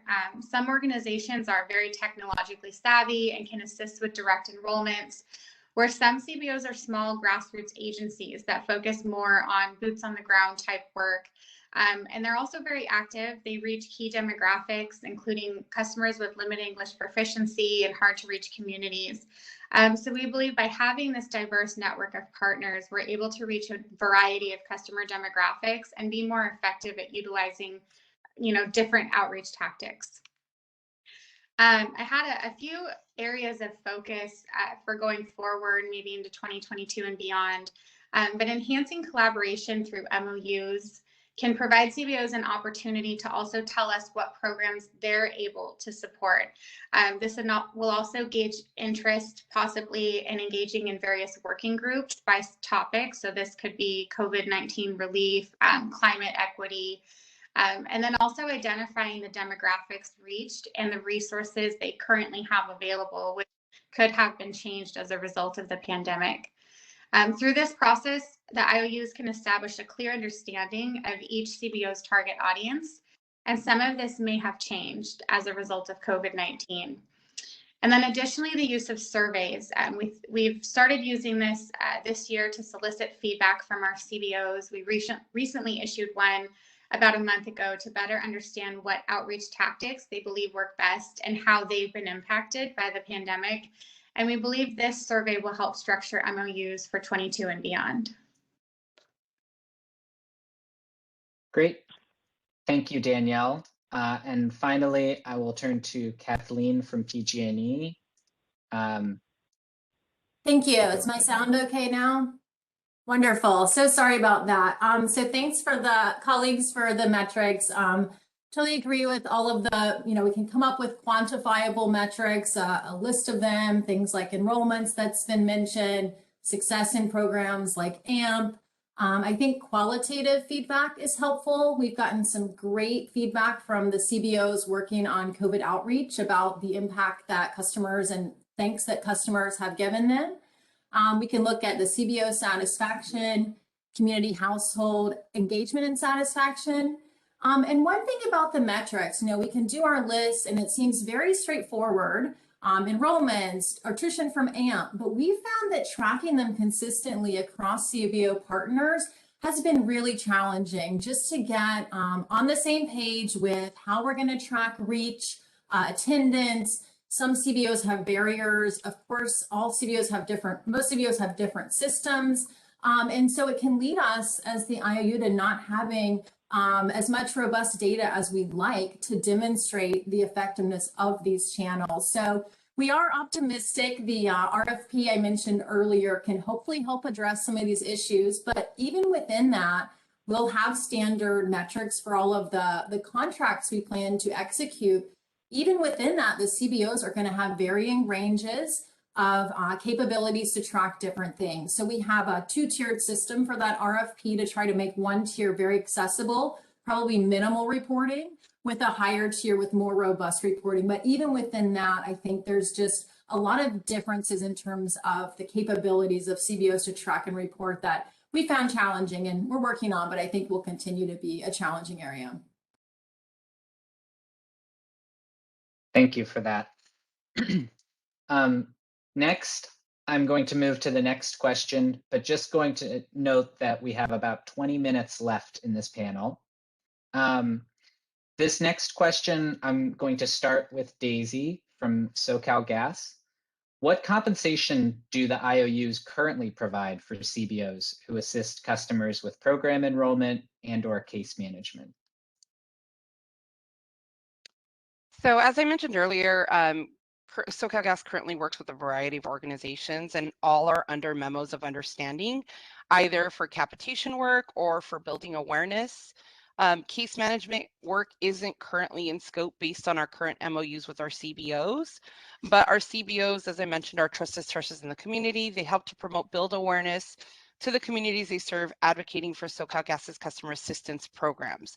SoCalGas currently pays these organizations on a monthly basis through a memorandum of understanding at the beginning of each year. The MOU defines general terms, conditions, scope of work for CBO, organization overview, goals, objectives, compensation schedule, and reporting. Okay. Thank you, Daisy. Sorry, I had Oh. one more point. Sorry, I couldn't Okay. scroll Go ahead. fast enough in my brain, but SoCalGas supports the open discussion with stakeholders in order to identify any of the gaps and opportunities that the IOU relationships have with the CBOs. However, we believe that the CBO payment details at this time should be treated in a confidential manner. Now that's it. Thank you, Daisy. Next, I will go to Kathleen from PG&E. Great. So PG&E has some of the same capitation programs as all the IOUs. We have paid contracts with CBOs for resource partners, for example, with PSPS. Our COVID outreach, small purchase orders and grants I mentioned earlier, we funded about $120,000 year to date to about 25 CBOs for short-term work. And then we have this RFP in process now that I've mentioned. And interestingly, with this, you know, we've left it up to the CBOs to price out their cost to complete a proposed scope of work for a year. And we did that intentionally because we know, as was mentioned earlier by one of my colleagues, there's just not a one-size-fits-all approach. What's going to work for compensation for one CBO is probably not going to work for more or for all. And so we hope this will lead to a lot of learnings in a lot of different ways around the cost and the price of services. In a way, it's kind of a pilot because we haven't done it at this scale. We have allocated over $1 million a year each year for this RFP. But I think there just needs to be a focus on getting more data points out there that the public can access or that IOUs can access that can help establish ranges. Even though there'll be, you know, a lot of differences within a range, at least have some standards and some benchmarks that we can access would be helpful too. Thank you. Great. Thank you, Kathleen. Next, I will turn to Eugene for any thoughts on this question. Sure. SE has an established tiered pay for performance program that provides incentives to CBOs to educate constituents and create awareness of different customer care programs and company initiatives. These CBOs were identified through an RFP process and particularly applies to promotion of our TOU rate, wildfire mitigation, as well as execution of the community engagement plan as part of the climate adaptation activities. Outside of this tiered approach, SCE also have other programs where we pay CBOs directly. And similar to other IOUs, we also have the CARE FARA capitation fee program where we pay CBOs $30 for every enrollment submitted to SCE. Other than that, we also have a few CBO assessment agencies in the Energy Savings Assistance Program who help identify opportunities within a customer's home prior to installation of specific energy efficiency measures. We've also seen engagement of CBOs within our San Joaquin Valley pilot, where they're engaging customers to participate in a building electrification program. And also another example of how we're paying our CBOs is we also partner with United Way of Greater Los Angeles to administer SCE's Energy Assistance Fund to provide bill assistance grants. And through United Way, who oversees a network of about 80 CBOs located around SCE's territory, we're able to help our low-income customers take advantage of financial assistance in paying their electric bills, an example. So like what Kathleen has mentioned, this SCE plans are exploring to release an RFP which would actually cover a more holistic approach in helping our low-income customers, particularly in promoting the multitude programs surrounding that we can offer to help them, reduce their bills and also avoid disconnections. So that's it for me. Thank you. Thank you, Eugene. And finally, I will turn to Danielle for any last thoughts on current compensation models. Thank you, Ben. So I won't touch too much on the care capitation or ISA contractors since that is consistent with the other IOUs, but I did want to bring attention to our Energy Solutions Partner Network, which SDG&E works with a network of roughly 200 CBOs. They provide general outreach and education. Some of these are also care capitation agencies, but the amount paid can range anywhere from about $750 to $6,000 per year per CBO. This is based on the agreed upon MOU at the start of the year, which focuses on their overall mission and the focus as their CBO and organization, also the programs that they want to support, the demographics they reach, and the resources they have available. In addition to utilizing our ESP network, we also do have care capitation agencies. We have 18 in our network currently, and then also utilize our ISA contractors who are paid based on measures installed in the home. The last note I wanted to add is that SDG&E is also supportive of looking at additional funding models and options for CBOs as they take on more support functions in the future. Great. Thank you, Danielle. And lastly, I wanted to ask the panelists to respond to this question regarding data reported on CBO engagement, specifically considering the data reported via template in this proceeding about the current reach of CBO networks. How effective are those networks at reaching customers, and what gaps or opportunities for improvement do you see in those existing partnerships? I'm going to start with Kathleen from PG&E. Thank you. We know that our networks are effective. They are reaching customers who we believe would likely be unlikely to receive the information and act on it. And we also know that they can be improved. Some gaps we've identified already that we're hoping our RFP can help us close some of, particularly for our income qualified programs and vulnerable customers, for example, medical baseline. We want to increase the number of faith-based organizations that we have. We have a handful, but we'd like to expand that to be more diverse and reach more communities of faith. And also health-focused organizations who might be doing in-home visits, for example. I think for opportunities for improvement, we are really trying to get more varied and extensive arrangements, compensation arrangements that we believe can help us drive outcomes and increase the metrics that we can report on and strengthen our partnerships. We're using the RFP vehicle right now to set those up. And, it's a huge order of magnitude over what we have, done this year in the past. So we have about 70 registered CBOs currently, and if CBOs are here at this call, the deadline is through December 16th, so plenty of time to participate. So those are kind of our gaps we have identified and some opportunities we're working on.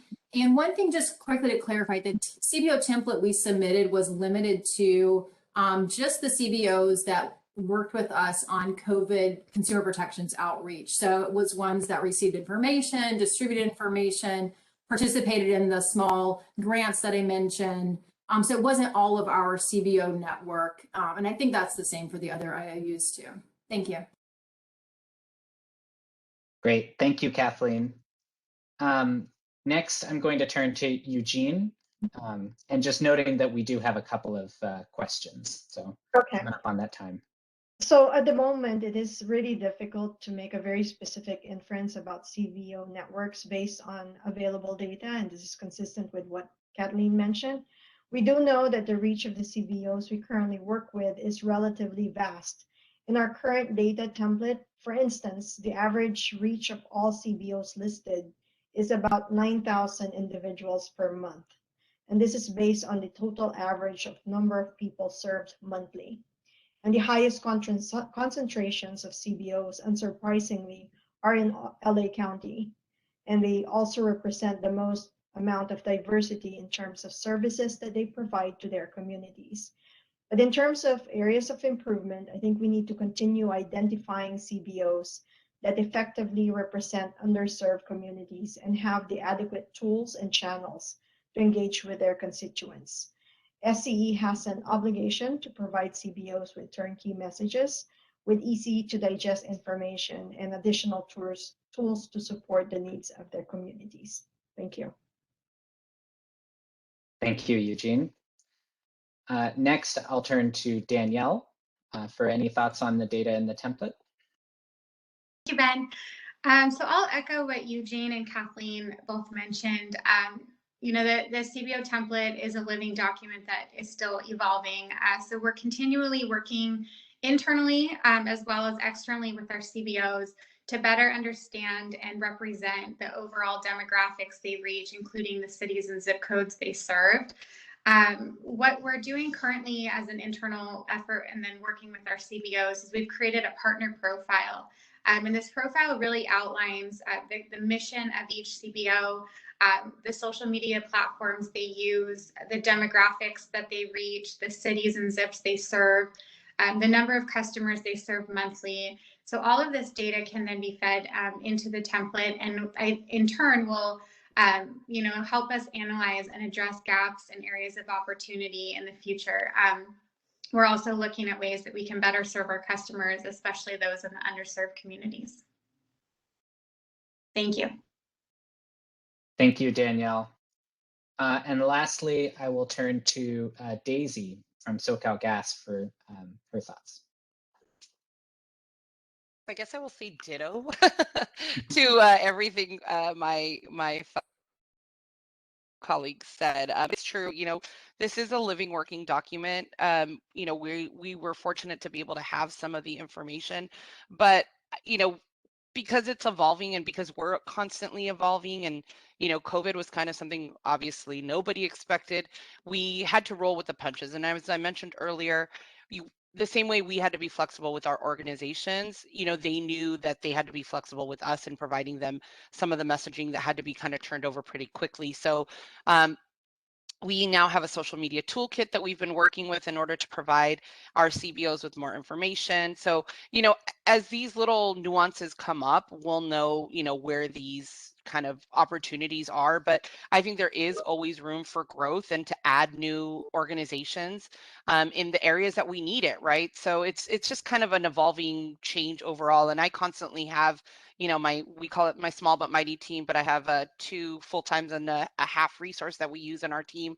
And it's constantly looking at who are those folks that are out there that need our help, or that can also help us in spreading the word out on these programs. So faith-based, I think, is also something that's generally underserved, just because it's hard to find them all, right? And where do they all congregate, or what's that organization that kind of oversees all of them? So as Eugene also said, you know, I'd echo her in saying that LA County is so huge, and I think it's under kind of represented in the sense that people don't always see how huge it is. And we also cover the city of Los Angeles, which in itself is like a whole nother dimension of work that's there. So it's just going to where the need is, and really expanding that, and just looking at every opportunity as it comes to us and evaluating it independently. Great. Thank you, Daisy. I will now turn to Stephanie Green, I believe, for any questions from the chat. Yes, Ben, we do have a couple of questions. The first question is, all other elements of marketing and outreach are paid. Why are there limits in paying CBOs for the services they provide in conducting outreach and marketing? No one would expect an advertising agency to develop ads without compensation. Why is it considered acceptable to expect a CBO to do outreach without financial support? That is our first question.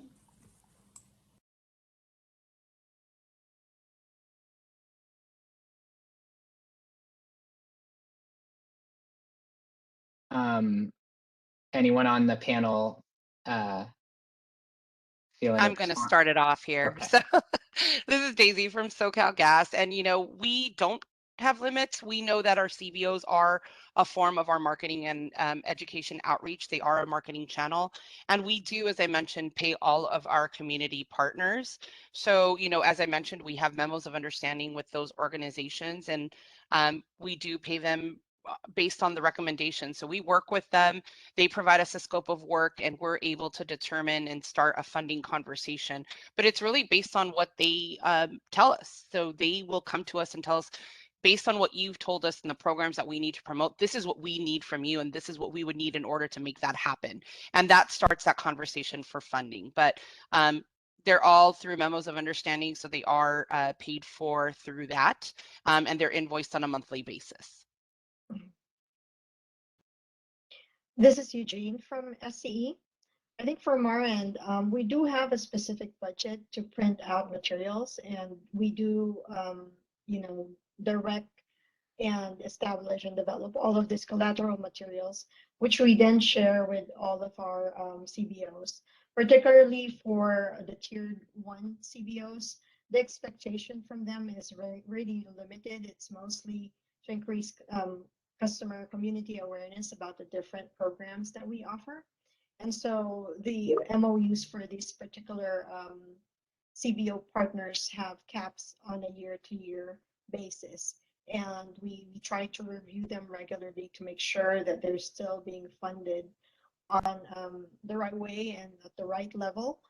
But at the same time, I would say that currently we are evaluating and exploring a way to enhance our support for CBOs, and like PG&E, it's something that we're highly considering to release an RFP to actually consolidate CBO work and make sure that we can offer a more holistic approach in helping out customers. Great, thank you. And I think I'm actually gonna move. Stephanie, do we have time for the last question, or do we need to move to the next panel? I'll leave that to you, but probably not enough time, I would say. Okay. Could I use the privilege of a commissioner here to ask the question? Of course, Commissioner. Thank you. And thank you everyone for sharing all the programs and relationships that you have. I guess I just want to make sure I'm hearing correctly. And again, the focus of today was really to dig into what I saw as a need in the requests made by many of the CBOs, as well as the LIOB, for us to figure out how to provide capacity funding for CBOs to conduct case management work for preventing customers from disconnections.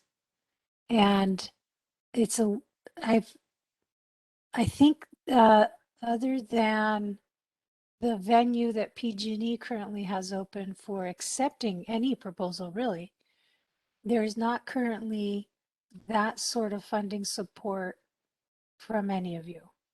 And I just want to make sure I'm just wanting to make sure we have the same information here, and I'm not missing a way you described one of the partnerships.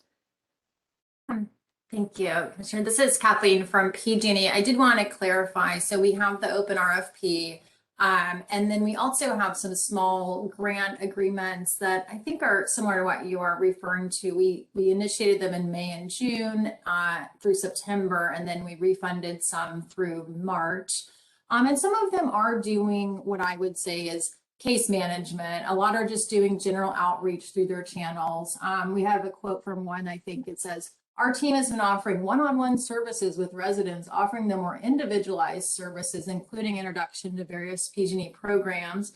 So I think that some of them are doing it. I do agree we can do more and really kind of define that out. And we are hoping with our RFP to have some case management for AMP, for PIP, and for other kind of programs that might be relevant. Okay. Anybody else want to correct? If not, it's okay. I just wanted to make sure. And then, Good afternoon, Commissioner. So this is Daisy from SoCal Gas. You know, I did mention earlier that the current models that we have in place, not all can technically support that. It's not to say that we don't necessarily allow for it. If they were to come to us with that scope, we would entertain it. But as of now, the partnerships that we have or the memos of understanding that we have with the CBOs don't currently have that in place. But as I mentioned, we are opening up for the new memos of understanding at the beginning of the year. So that could be something that if it's included, we would look at. And as Kathleen mentioned, we do have some CBOs that mention that they do some one-on-one work, but due to COVID, it had been suspended for the time being. So it's just kind of, I think, also opening up, and they're going to see what they're able to do also based on staffing. And we also have the funding for these MOUs, and I'm not sure if you were on during that time, but the funding for at least the MOUs for the CBOs that I work with are coming from the low income decision. So it's that budget that's handling that. So we would have to look to see where the funding would come from if it were case management in specific to this area. Commissioner, I hope that answers. Yeah. This is Eugene from SCE. And similarly, I did mention earlier during the panel that SCE is exploring to enhance our support of CBOs. And what we're looking to do is really take on a more holistic approach so that CBOs cannot just offer one program, but multiple programs to customers. And I think the focus is ongoing engagement and coaching so that we can address their specific needs. And currently, although we do have various programs who support CBO work, we have energy savings assistance programs, for example, who in the old cycle have been contracting with CBOs to conduct assessment work.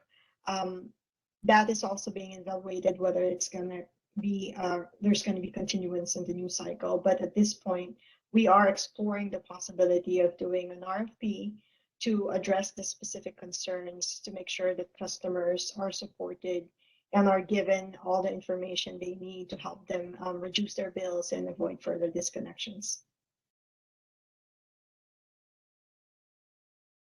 And this is Danielle with SDG&E. I would echo everything that the other IOUs shared.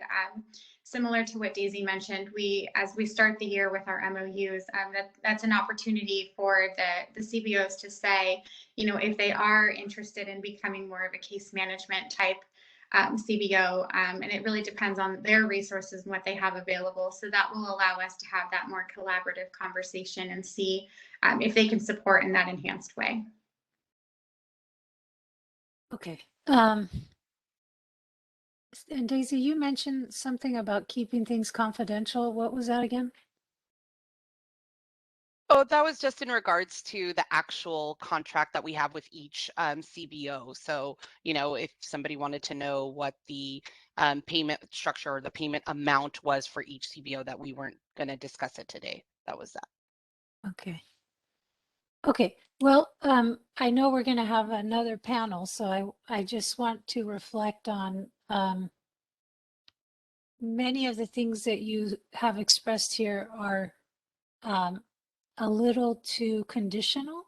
And I want to really explore with you after we hear from the other panel as we continue this dialogue to getting to, you know, where the actual, how does it best fit into your current, you know, structures to make this support possible and to make sure it's happening. But we can, I think it'll be good to transition now.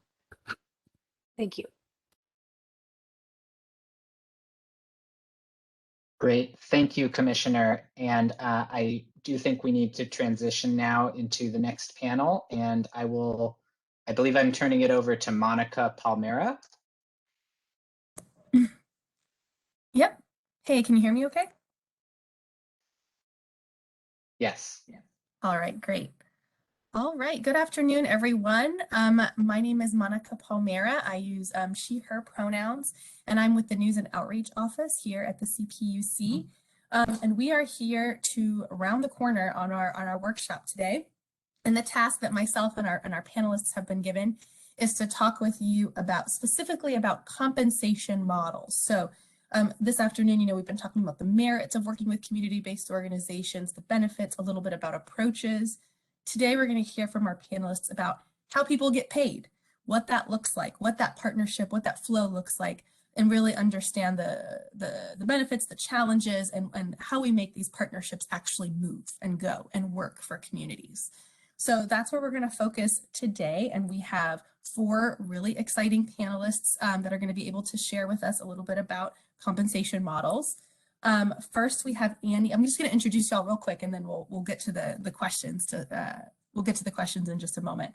So first, we have Annie Chung. Annie, are you here? Great. Hi, Annie, if you just want to wave. So Annie is with the president and CEO of Self-Help for the Elderly. Next, we're going to have Ben Russo. Ben, are you? I see you. Okay, yeah, you're here. Hi, Ben. Hi. Ben is Director of Public Partnerships at Liberty Hill Foundation. Then we're going to have Val Martinez. Val, I see you here. Hi, Val. Val is a board member with the Association of California Community Energy Services. And then last but not least, we have Kristen Law. Kristen, say hey. Great, thank you, Kristen. Community Engagement Manager at the Bay Area Air Quality Management District. So we have a little less time. We're running a little behind, but I think we can get through our questions for today and still end on time. And I'm gonna ask y'all to go in the order that I just presented y'all in, and I'll call you out. But so first wanted to hear from each of you a very, very quick summary of what you're up to in terms of working with community-based organizations, about your organization and the work, very quickly. But really want you to hit on how is this work funded? How are community-based organizations being funded through your work? Like who is funding that work? Is it the government? Is it philanthropy? Where is that money coming from? And how do the CBOs actually get the money? You know, is it contracts, grants, subcontracts, that kind of thing, pay for performance? So if you could try to get to that in about a couple of minutes, that would be really great. We'll be on our way. And lastly, before I turn it over to you all, I'm just going to, because we're close on time, I'm going to just respectfully ask that if folks are going a little longer, I may gently nudge y'all to wrap it up or something like that. Just want to put that out there. Don't mean to cut anybody off, but just in the interest of time. So with that, to kind of let us know about what your compensation model is, we'll start with Annie first. Take it away. Okay, thank you, Monica. So hi, everyone, and hi, Commissioner. So Self-Help for the Elderly is the lead contractor for both the team and the changes contract with the CPUC. We started the team program, which actually stands for Telecommunications, Education, and Assistance in Multiple Language. So even our name suggested that our target population are the limited English proficiency minority communities. And changes is our work with the IOUs on community help and awareness on natural gas and electricity services. So the both programs in the beginning, when we started back in 2008 with team and 2011 for changes. So for a few years, we were contracted directly with the IOUs. And then later, when the changes program became a permanent program instead of a pilot program, then we shifted back to being the lead contractor with the commission itself. And that's because it's a matter of just funding the contract. We receive about roughly 1.6 million for each of the 2 contracts a year. And currently, we have 29 CBOs as our CBO partners. And just to summarize how we compensate them, we have designed our program based on 4 categories of outreach to the community, kind of letting people know that what team and changes are about and what services we provide. And then very quickly doing a series of education with small groups, mid-sized groups, and even large groups like 100 people. And with education and outreach leads to our needs assistance and then our complaint resolution. So we designed a compensation based on a certain rate for each of the 4 categories. When I have time later, I'll elaborate on that. But to summarize that, the intention is to give around $30,000 to $35,000 per CBO for team, and another $30,000 to $33,000 for changes. So together with the two components, based on performance, each CBO will get roughly, a $60,000 to $65,000 annual compensation. So I'll stop there and see if I've answered all your questions, Monica. That was right on the literal money. We're talking about money. That was exactly what we needed. So just to recap, you all at Self-Help for the Elderly are funded directly through the committee. You have a contract with the commission. Yes. And you fund about 29 community-based organizations through subcontracts, it sounds like. Yes. On the pay-per-performance model. Yes. Got it. Great. Thank you so much, Annie. We'll come right back to you. All right, Ben from Liberty Hill. Love to hear what you're up to next. Great, thanks, Monica. Great to be here. I want Liberty Hill is a public foundation in Los Angeles. It's very hard to hear. Let me go in a little more. Is this better? Liberty Hill is a public foundation at the epicenter of social justice. We've been working for 45 years in Los Angeles County, and we create a system. We support grassroots organizations that are creating systems change in low-income communities of color. We use grant-making strategies, supporting local organizing and community-led actions. And what we have now, what we've developed. Pardon me, sir. I need you to slow down a little bit. I'm having a hard time understanding the words. They're coming out so fast. This is the court reporter. A little bit slower, thank you. Yes, sometimes when I talk louder, I talk faster. So I'll try to talk. And I asked for urgency, so my bad. Our Empower program, which is what we're here to talk about today, is emblematic of our philosophy. We're looking at a regional model of outreach for over 40 programs at the state, local, and regional levels. Those programs cover ratepayer incentives, sustainable energy, renewable energy, electric vehicles, and we focus on the frontline communities, those at the top 10 percentile points of Cal-Enviro Screen's disadvantaged community rankings. So the ones most adversely affected by pollution and economic adversity. Our funding comes from a variety of sources. Liberty Hill is a regional administrator, so we act as a funding intermediary. We also we administer the program, and we go after funding from a variety of agencies, including SoCal Edison, LEDWP, the California Air Resources Board, Electrify America, the Strategic Growth Council, and many others. And what we do is we've raised over $3 million over the past 3 years, and 70% of that funding goes to our community partners through at a rate of $80,000 a year minimum for each organization. So we are actually, every year we have to go out and get the money from different partners. It changes each year. So it's a bit of a hustle, but the program has proven to work really well in terms of reaching the most disadvantaged areas and the most linguistically isolated communities, at least, in the LA region. I think, we use a lot of technical assistance and capacity building for the organizations, including a Salesforce model, which we've developed in conjunction with Valley Clean Air Now, that allows for a single logic-driven intake form to determine eligibility for all available incentives in the area where the households live. Excellent. Thank you, Ben. And I appreciate also the rapid fire through my many questions. So you all serve so I'm just going to recap just for myself and just to really clarify the model. You all act as an intermediary. You all fundraise from agencies, IOUs, all kinds, so private and public sources of funds, it sounds like, and then pass that through to CBOs. How many CBOs are you funding out of Empower? Well, right now, 6. We did 10 last year, 9 the year before.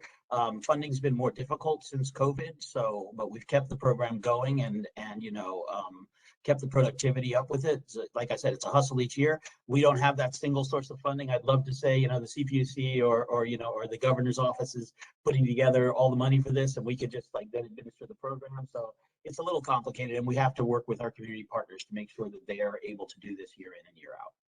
Right on. And just last question real quick, is it on a pay-per-performance basis, how you deliver that money to the organizations, or is it just on a memorandum of understanding general scope of work? We issue grants, but there's a scope of work and a payment timeline on those grants. We're not, it's not a fee for service model, but it is that they're going to work and they're going to go out in their communities and they're going to have so many meaningful conversations, with people to educate them and attempt to connect them with these programs. But we use a grant model rather than a contract model because we're a foundation and we want to make sure that it's the most streamlined process for the CBOs to participate in the program. Excellent. Thank you very much, Ben. And again, like I said, we'll come back to you shortly with a few other questions. Great. Yeah, now we're going to hear from Val. Val, same questions for you. Oh, I think you're still on mute. Yeah. There we go. So with regards to compensation, the network that I represent, which is the low-income service providers, which are LIHEAP contract providers, under contract with the state of California through Department of Community Services and Development. It is a 100% federally funded. What we're discussing today is helping low-income individuals with their energy bills, coordinating services with utility companies. And at this time, we are not compensated by the IOUs for assisting with the low-income programs, working with at-risk customers through their energy arrearages programs. The only exception to that might be those few CBOs who are working with them through their energy assistance programs, which are funded through that utility. So for instance, the programs that PG&E offers, I believe it was SoCal Gas or Edison that mentioned that they have a similar program. Those are the only ones that I'm aware of who are being compensated for those activities: education, outreach, enrollment in different programs, assisting them with coming up with bill assistance program or payment programs to prevent termination. We're proposing a base funding model with fee-for-service capitation fees to cover the outreach, education, intake, and case management services specific to the IOU's at-risk customers through a direct IOU referral process to deal directly with those customers with arrearages, and working with that in tandem with our LIHEAP contracts. And those are performance-based contracts with production benchmarks, with expenditure requirements. We also have reporting requirements, which includes extensive demographics, et cetera. Got it. Thank you. Thank you. So you all work with all the different low-income service providers. How many providers are you all sort of passing money to? I knew that you were going to ask that question. And I believe that right at this time, and I could be wrong, and I will find out the correct answer. Ballpark. Roughly 44 local service providers. So we provide services in every county within the state of California. Got it. Well, that's a very precise number, and it just helps us get a sense of reach. 44. That's great. And so it's all federal funds that you're working with right now. Hopefully IOU eventually, but and you all handle all the reporting to the feds, and then you do yours. Well, we report directly to the state of California, who then uploads the information to the feds. That's right. That's right. Okay. And all fee for service, pay for performance model in terms of how you're getting how that's what we're proposing. But currently, we're under contracts with the state of California, and those contracts specify, fees for outreach, intake, service delivery. There's a portion called Assurance 16, and we cover all of our administrative costs through that. Got it. Proposed. Thank you for that clarification. Excellent. Okay. Thank you very much, Val. And last, we'll hear from Kristen from Bay Area Air Quality Management District. Kristen. Hi there. Hey. So thank you for the invitation to sit on this panel. So as was mentioned, I'm one of the community engagement managers at the Bay Area Air Quality Management District. And we believe that community wisdom and expertise are critical to the success of our agency's mission, which is to create a healthy breathing environment for all people in the Bay Area. And we know that air quality is not equitable for all communities, right? Some experience great clean air and others through sort of racist historical practices do not. So we are committed to, deep and authentic community engagement with community members and CBOs that really focus on inclusive and equitable practices. And so we really focus a lot on connecting with our community members, with CBOs, in the Bay Area to really understand their values, identify, community-informed solutions, and things like that. And so, we're really intentional in how we seek opportunities to connect with community members and CBOs and things like that, particularly from those communities that have been historically excluded, discriminated against, underrepresented, under-resourced, all those things, so that they can participate and really shape the decisions that are impacting their lives, particularly around air quality. So we're evolving our engagement strategies to what we call sort of a co-leadership model, where we are sharing power with community members and community organizations. And I missed some of the panels earlier, but I'm sure folks talked about how providing expertise and community voice in these ways and on an ongoing basis is a huge time commitment for community members and organizations. And so we're exploring quite a few different ways to compensate in ways that are equitable for their time. And so we're piloting a few different ways of doing that right now, so that we can learn, what works, and maybe it really is sort of a bunch of different ways that will work. So the first is we're offering stipends directly to community members, and to date it's been pretty ad hoc. We're hoping to, and currently I'm working with some folks on developing a stipend policy, and we want to go into community and talk to community members about what their expectations would be and what would work and what would help them be better able to participate. And so, that's to come, but we're really looking for a transparent and consistent way and a clear way that we are compensating community members for their time.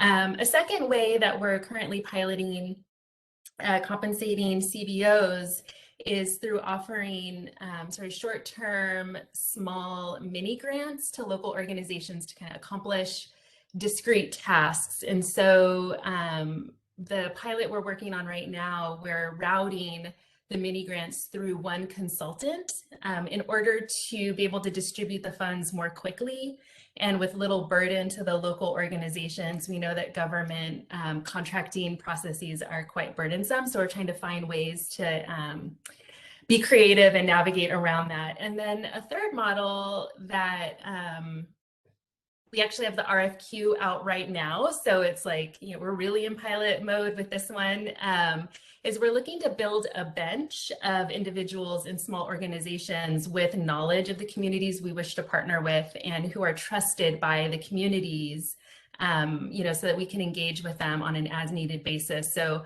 the idea through this RFQ is that we hope to identify organizations and individuals with a history of working with low-income communities, limited English proficient communities, in our environmental justice communities throughout the Bay Area, that we can contact with to assist with all sorts of things in the community engagement world, right? Stakeholder group formation, event promotion, multicultural, like media and communications, facilitation services, outreach and engagement, the whole spectrum there. And so what this looks like, and I can talk more about it later, I'm trying to get through this pretty quickly, is that once folks are seated on this bench, rather than a traditional contract, what the Air District will do is enter into what we call a master service agreement with each individual or organization selected for the bench. And then what that helps us do is on an as-needed basis. So if a task emerges and we need assistance from those trusted organizations in the community, we can reach out to them and work with them more quickly on developing a task order. And then we can get that work done a lot more quickly than having to go through the whole contracting process each time an engagement opportunity emerges in a community. And so a task order essentially just lays out really clearly what the tasks are, the deliverables, the time, and those sorts of things for specific projects. And so I'll share more about that a little later on. Awesome. Excellent. Thank you, Kristen. And, what you're describing is kind of different from the others in terms of the, direct service in particular. And what you're trying to do might be more analogous to what we at the Commission might consider as an agency ourselves. So stipends to community members, short-term mini grants, as well as this RFQ to develop a bench of folks that can assist you all on an as-needed basis with engagement opportunities. That bench is super interesting, and I think we'll definitely be interested in learning more about that, and whether that's something we at the commission or IOUs could consider having sort of on as ready basis. I think that's really interesting. Yeah, I think what's really helpful there is that it just creates a lot of flexibility, right? And so folks understand from the very beginning that they may never be utilized for a task, right? Or they may be utilized a lot. It just really depends, and it alleviates a lot of the weeks and months it takes to develop a contract. It's like you're on our bench, you've already gone through the legal process, it's already been approved by the board or what have you, and we can just roll. Just roll. Excellent. All right. So we're going to go back to Annie, and wanted to hear from you all about sort of what really work, in terms of the compensation models y'all have set up with your CBOs. What really works? Like what allows this partnership to work really well? And what are some challenges that you encounter in your model? What do you think about the way you have things set up might be challenging? Are those challenges administrative in nature, or are they related to the work itself? Would love to hear y'all talk a little bit about that. Thanks, Monica. So because our model work with relatively the same stable community-based organization partners, so over the last like 10 to 12 years, our besides self-help running as the lead agency, but our partner is the Milestone Consulting, which does all of the training, going in to talk to the CBOs, retraining them, because the turnover rate among the CBOs are very high. So you have to keep going back and train them, right, on the principles that make our model successful. So prior to the pandemic, every year, collectively, Team and Changes serve many clients. Our collaborative represents 77 languages, because that's who we are, right? The LEPs are our targeted population. So with the community outreach using ethnic media, traditional media, and social media, and attending a lot of community events, our CBO were able to reach close to 3 million consumers a year through outreach. And then through the education on almost like 14, 15 topics in multiple language that our CBOs represent, we're able to reach about 36 to 40,000 consumers a year. And on the complaint resolution and needs assistance, we're able to reach another 3,000 consumers a year. So that has been pretty consistent, of course, up to the pandemic. With the SIP shelter in place, all the community events shut down. A lot of agencies are not allowed, right, to reopen. Some are still not reopened yet. So everybody have to pivot to the virtual platform. That's probably was one of the biggest challenge for the past 2 years. But I think that we could overcome them as soon as people get vaccinated and cure is on the horizon. So even the scientists are saying that maybe the pandemic may end around January, February. So we're waiting to reopen back up and recover, and get back onto our usual beat. I think we had a good model because we really searched out the community, what we call go-to places for very recent immigrants who needed not just utilities and telecom questions, but also schools for their kids, like services for their grandparents or parents. So they are the community go-to places, and we really search them out to be our partner, so that the money or the compensation we provide just added to all of the different services that they provide to the limited English consumers. Yeah. Got it. Thank you so much. And yeah, those numbers, that reach is just so vast. Y'all are able to do so much. And yeah, I don't know if the pandemic's, every time they say the pandemic is going to end, I don't know whether to believe them, but I will be hopeful with you.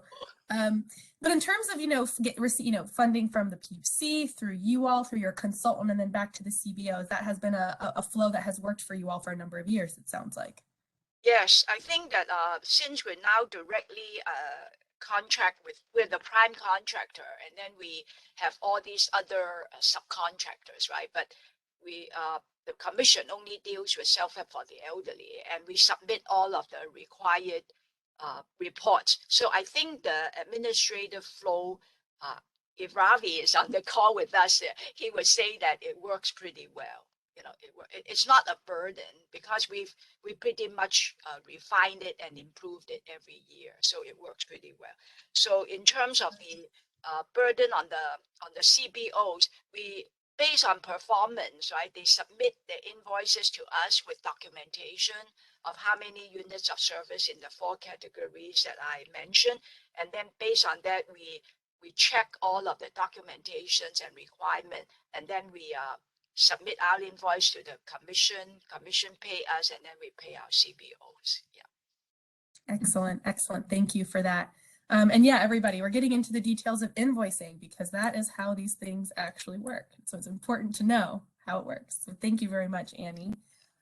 Ben, same question for you in terms of what works well with your model. What do you think is successful and what do you think are some challenges?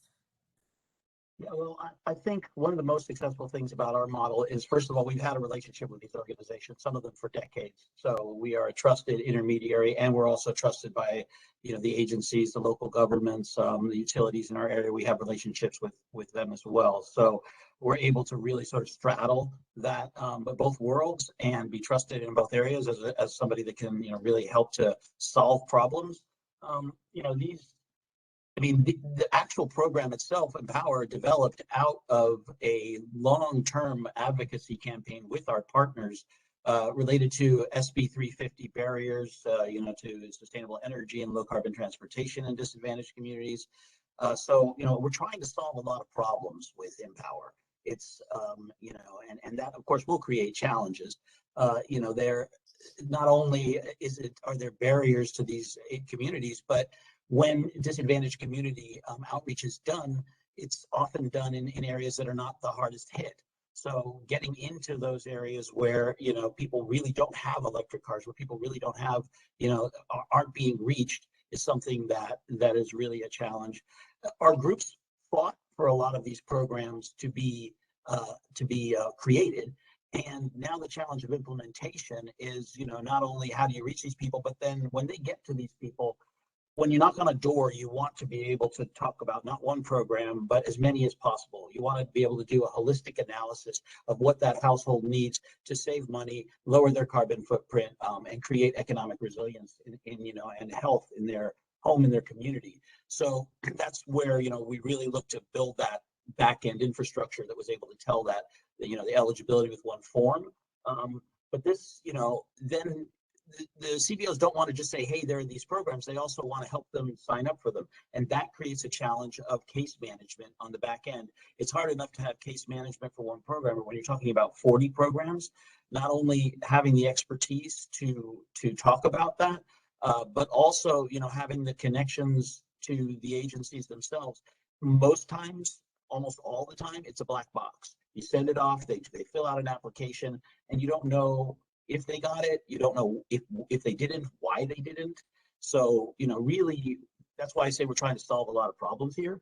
We are working on now getting case managers as a separate sort of funding stream within Empower, so that we can have the community-based organizations focused on reaching the people initially that they're hardest to reach, who they have trusted relationships with themselves, and then saying, well, here, we're going to hand you off to a case manager who will just focus on those eligibility issues and developing relationships with the agencies.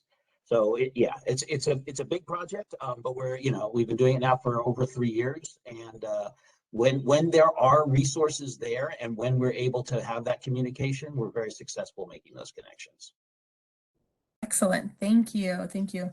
I think I'm here, there's this theme of, I think we're all hearing and moving in this direction of starting to integrate and cross-market and align and coordinate. But there sounds like there's an art to it where, Team and Changes maybe has figured out how to align certain number of programs to fit with their CBOs. Y'all are really trying to do that in a much bigger, even bigger way with, is it 40 programs? Did I get that right? Something like that. Over 40. Yeah. Over 40. So yeah, no, that's ambitious. Very ambitious. We have a guide that actually lists over 70 programs, but not all of those are focused on low-income communities. Low-income. So yeah. Got it. Okay. Well, thank you very much. Ben, Val, yeah. What works well with your model and what are some challenges that y'all encounter? Well, we're actually in a little bit different position than Ben and gosh, I'm sorry for her name, the other lady who spoke, because we're actually at the front end of looking at redesigning relationships. We've had a very good working relationships with the IOUs throughout the state of California the last 40 plus years. And so to that end, we've been working with them to educate clients, to do a lot of outreach. We've been doing a lot of work with them. And right now, all of this has kind of come to a head with the advent of COVID and the effect it's had on all of our clients and the difficulty with paying bills and the arrearages and what we've seen.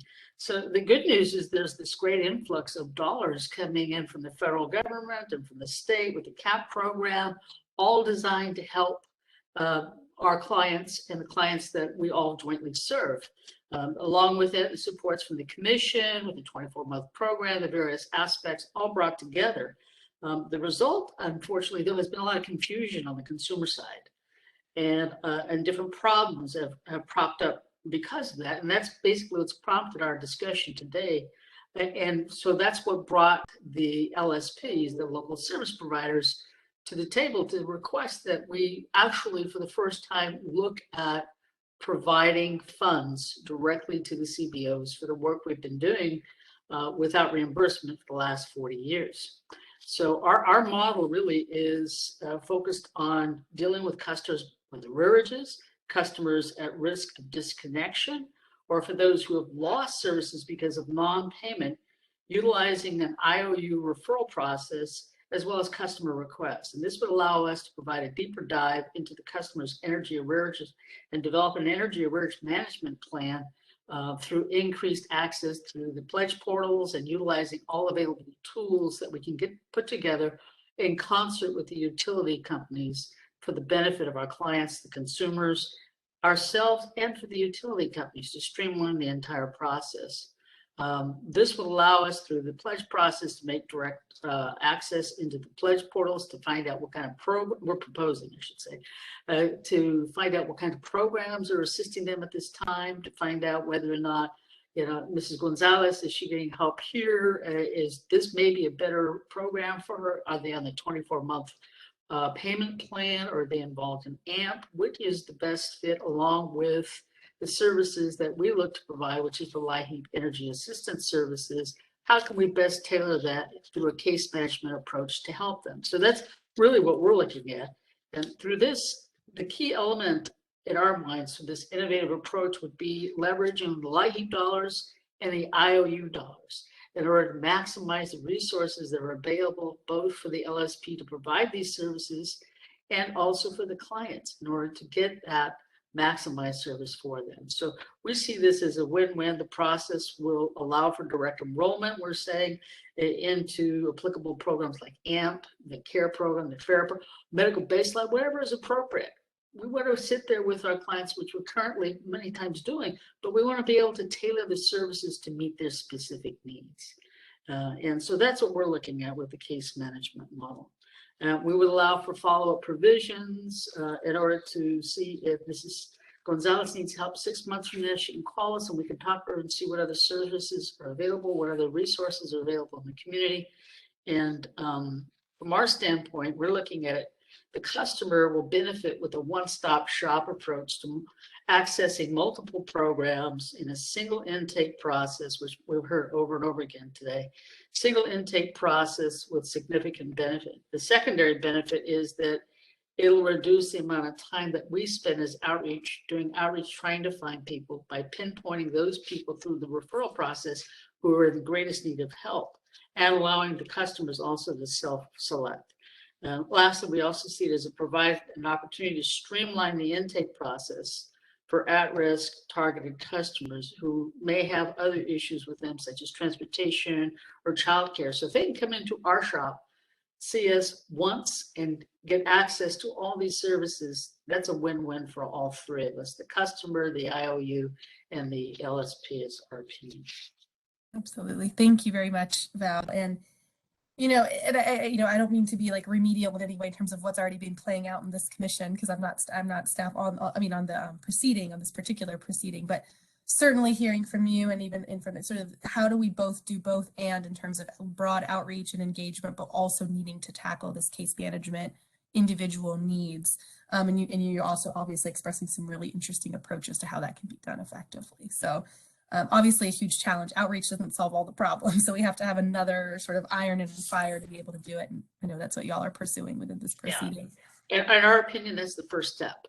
Outreach is the first step. And then once we go on from there, then we move on from there and look at all the options and the enrollment and package it all for the client in their best interest. Excellent. Thank you, Val. Thank you very much. And then Kristen, back to you in terms of what work, I know you're piloting your compensation model, so maybe you don't have a ton there, but if you could talk a little bit about what you see as, what's going to hopefully solve some problems for you versus challenges you might foresee. Sure. And I wanted just to reiterate, because I got a question in the chat. I know it's a mouthful. I am with the Bay Area Air Quality Management District. So we're a regional sort of regulatory agency up in the Bay Area. It's the very big jurisdiction. So I just wanted to make sure in case there are other folks who are kind of confused about where I was coming from. So yeah, you're absolutely right, Monica. So the models that I shared really are a call to address some of the challenges that we face. And as a government agency, we're often calling on community members and calling on small organizations to participate with us. And historically, government has not done a very good job of compensating community members and smaller CBOs for their time. And, we really want to make sure we're honoring that, the community members and small local community-based organizations have a lot of wisdom and knowledge and should really be seen as consultants, just like any other consultant, and should be compensated equitably in that way. And so the three models that we're piloting are intended to ensure that community members and small local CBOs are equitably compensated for their time. And so some of the shifts that I am already starting to see, some of the positives and the benefits, is that we're being more intentional and collaborative and clear kind of upfront in how we set expectations for all involved from the very beginning, including the Air District. And we know, individuals and community-based organizations from communities that have been historically underrepresented may not be able to put in substantial time without a clear understanding of what is expected from them, from the very beginning, and without being compensated fairly for their time. So individual folks may not be able to volunteer because they have competing priorities. Nonprofits and CBOs are understaffed and under-resourced. So we can't just continue to burden folks to do one more thing or dedicate staff time to a new process or another thing that maybe is out of their usual sort of day-to-day scope without equitably compensating them and having clear expectations set at the very beginning. So our stipend policy and our mini grant guidelines and the task orders that I talked about as part of that bench are really intended to help the Air District partner with organizations and individuals to sit side by side and develop those shared expectations, so all are empowered to make decisions about how they're going to engage in any particular effort. And these different processes that we're piloting, we're hoping will create more transparency and clarity about everyone's roles, and hopefully will center community members and those local CBOs as knowledgeable consultants who really do have important expertise and skills to contribute.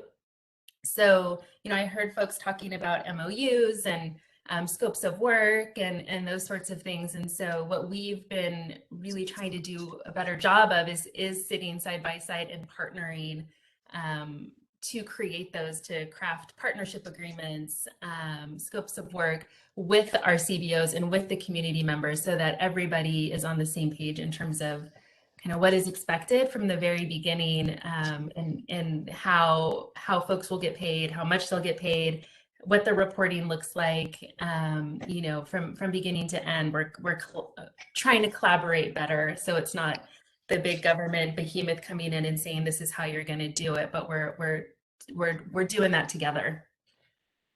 And I would say one of the challenges of doing that is trying to bring some of the rest of the folks along, right? From like the business office or the legal team, you know, we're really trying to be innovative and do things differently. And so we really have to sit down and gain the trust internally across divisions as well, because it's new and different. Thank you, Kristen. No, I mean, I love what you're talking about in terms of the intentionality. And I think what I hear you saying that's a little different is I mean, not different, but like particularly pronounced, is that you're really looking to be co-collaborators, co-leaders with these groups that you're going to be funding. So not just are you, you know, getting a service from folks, but really trying to be sort of in close collaboration with them. And not to say that, no, but it's just, that's something that's really pronounced that I'm hearing you say. Yeah, thank you, thank you. All right, I'm keeping an eye on the chat and Q&A, and I'm not seeing anything, I think right now, unless anybody wants to read anything out to me. And I do have a few more questions, but wanted to check and make sure any of the leaders of this workshop or the commissioner, if anybody has any questions they want to put in at this time while we have, you know, 10 more minutes. Otherwise, I'm happy to go back to the questions that I have, but just want to give folks a minute. Monica, we had a question in the chat. It's not very specific, but I think it was for Ben.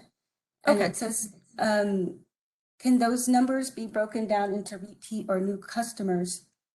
It's not a lot of context there, but Ben, if that makes sense and you can give a response, please do. Or was that for Annie, maybe? I don't know. Yeah, maybe Ben, yeah. Yeah, I don't know what that refers to. Okay. Lisa, if you can. Previous Ben? Lisa, if you could be more specific in the chat, maybe we can answer that question again. Go back to it. That was the only question, Monica. Okay, thank you, thank you.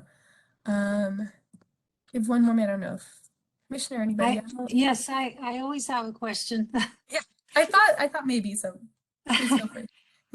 Well, I wanted to see, obviously, I hope that you were able to hear the panel before you, which had all the IOUs present on their perspective on their existing areas of opportunity.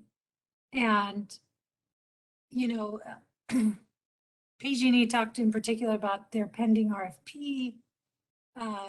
SoCalGas talked about their individual MOUs. Edison similarly. SDG&E also similarly. So I just wonder, do you have thoughts on what mechanism to use in order to effectuate some of the actual proposals that you're, or the, you know, this kind of partnership that you're talking about? I'm supposing, are you speaking to me, Commissioner? All of you, yeah. All of you. Yeah, okay. If I could take a stab at that answer, I think the building blocks are there from what I heard today. And I certainly heard a willingness on the part of the different IOUs to explore that. And I think a lot of what they were discussing today and the RFP that PG&E mentioned that they put out, I think those are great first steps. And I think that those are things that we could build on. And I think that those are a direction that, you know, we can certainly look at adding on. I had suggested that we develop a pilot project. I think to go system-wide immediately would be too much, because I think there would be too many variables. But if we were to do pilots in the various IOU service territories and target a number of, you know, segments of the market and look at testing this concept, I think would be the way to do it. It would be a controllable way of testing, taking the car out, if you will, and testing it and see how well it works and what doesn't work. And I think that that would be an approach that I would recommend. I also later on in here, there was a question about what we could use to evaluate the success or the outcomes. And I went back to what I originally had proposed when we submitted that template comments to the commission, and there were things we were talking about. I was suggesting that we look at the demographics of the clients, the targeted markets that the IOUs may have in mind of limited English speaking people with disability, people who may be residing on reservations or rancherias or other targeted areas that may have high bills and the like. We could also look at collecting information about the number of care customers with delinquent balances. How many of the customers that we serve also happen to get CAP payments? Looking at how many of the people who were on AMP who we assisted or who helped prevent them from being removed from AMP, or those people who were removed from AMP, what did we do with them afterwards? What did we do? Did we help enroll them in the 24? Well, they were obviously automatically enrolled in the 24-month program, or what other resources could we bring to bear to help them? And there's any number of things that while sitting down with a partner, we could figure out, and the commission and CSD figure out what would be the best picture that we could, of data that we could collect in order to paint a picture of what's really out there and how do we best meet the needs of that population.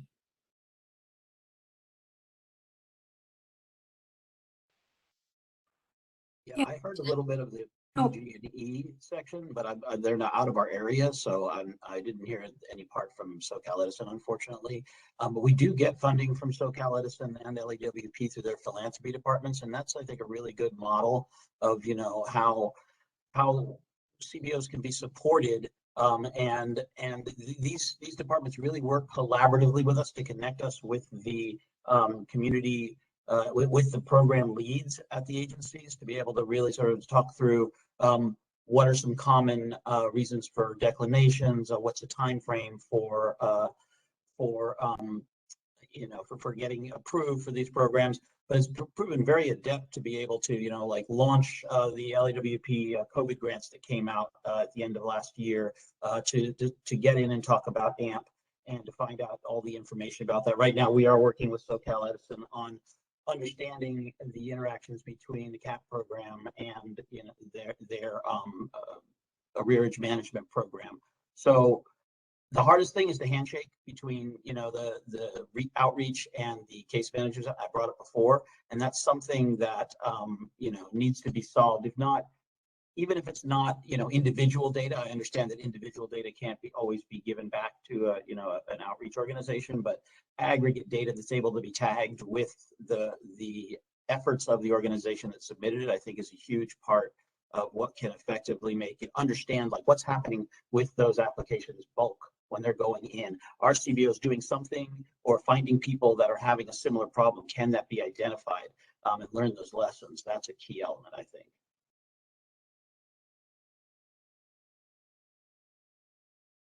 Commissioner Annie from Self-Help. So Monica and Commissioner Sivas, so because Team and Changers receive funding from the CARE program, and our vast majority of all of our clients are low income to very low income. So the commission rule, you know, that the funding for the two programs could continue to come out from CARE. So the recent RFPs that some of the IOU send out, actually quite a few members in our collaborative were approached, but we decided that in order to avoid double dipping, you know, like if our partner receive funding from us to do complaint resolution, help with disconnect, and do outreach and, let's say, outreach and education, right, to Chinese speaking community, and then I turn around and have a contract with PG&E to do similar things.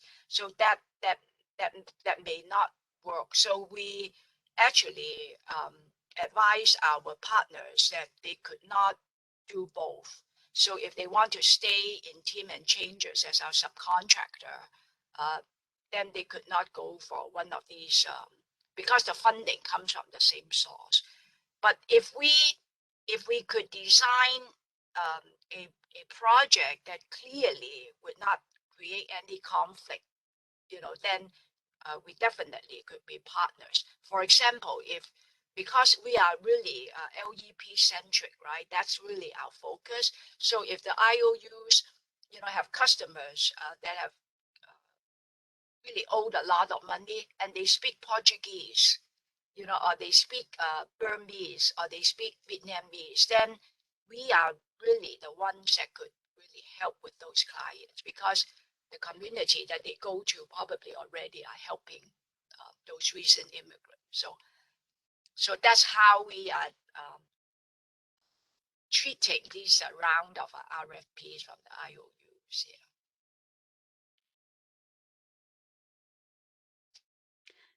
If I could, and similarly, what we've been looking at is where is the line between what we're currently doing with LIHEAP and this new model, which we would be working directly with referrals from the IOUs, which would differentiate it between what we're already currently doing and the way it's working. There's been a few pilots right now in the field where in Pacific Gas and Electric has sent out large arrearage lists of clients with large arrearages, and some of our agencies are working on those as outreach tools.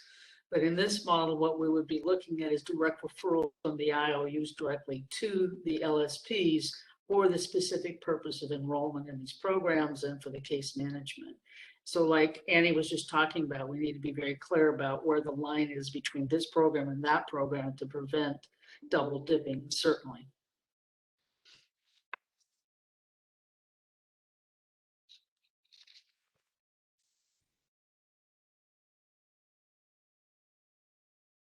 I don't know if you have any follow-up or any other questions you want to ask. We do have 2 minutes.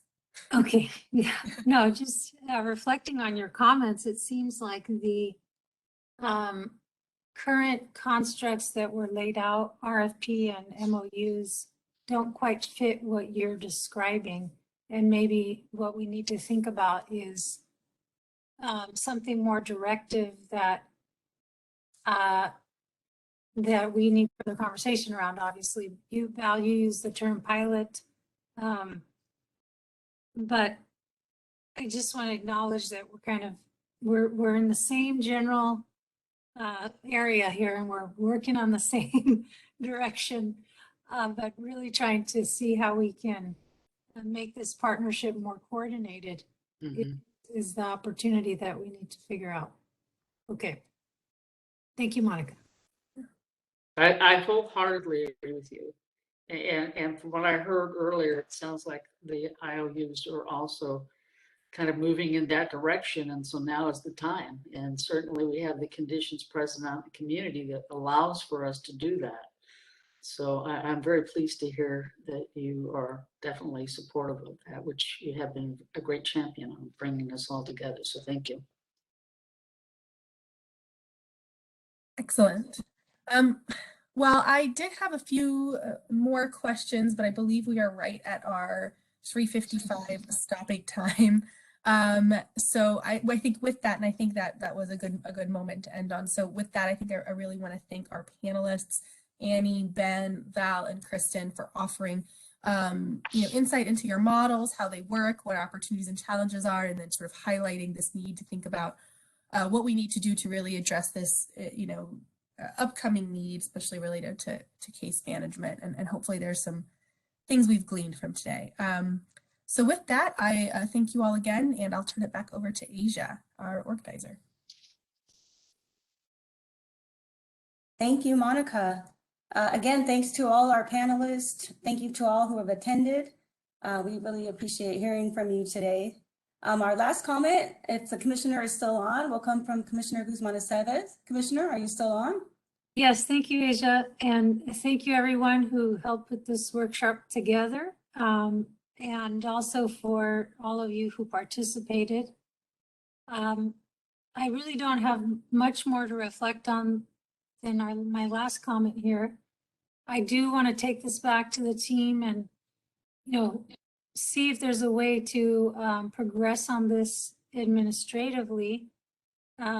But obviously we still have an open proceeding if there's a need to direct, to provide commission direction, that's also an opportunity.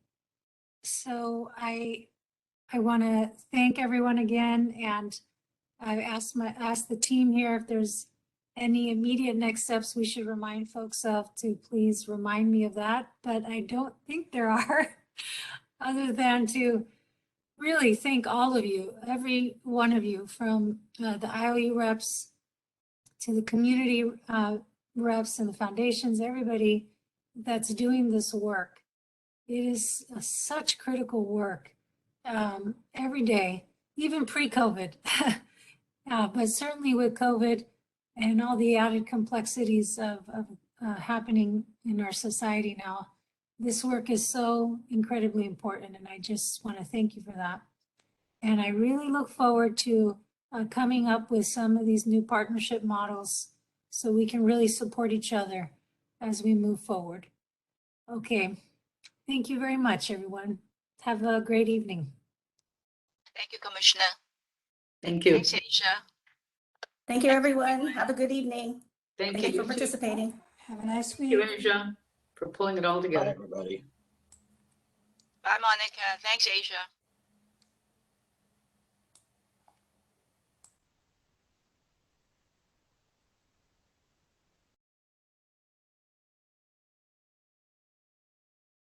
Mhm.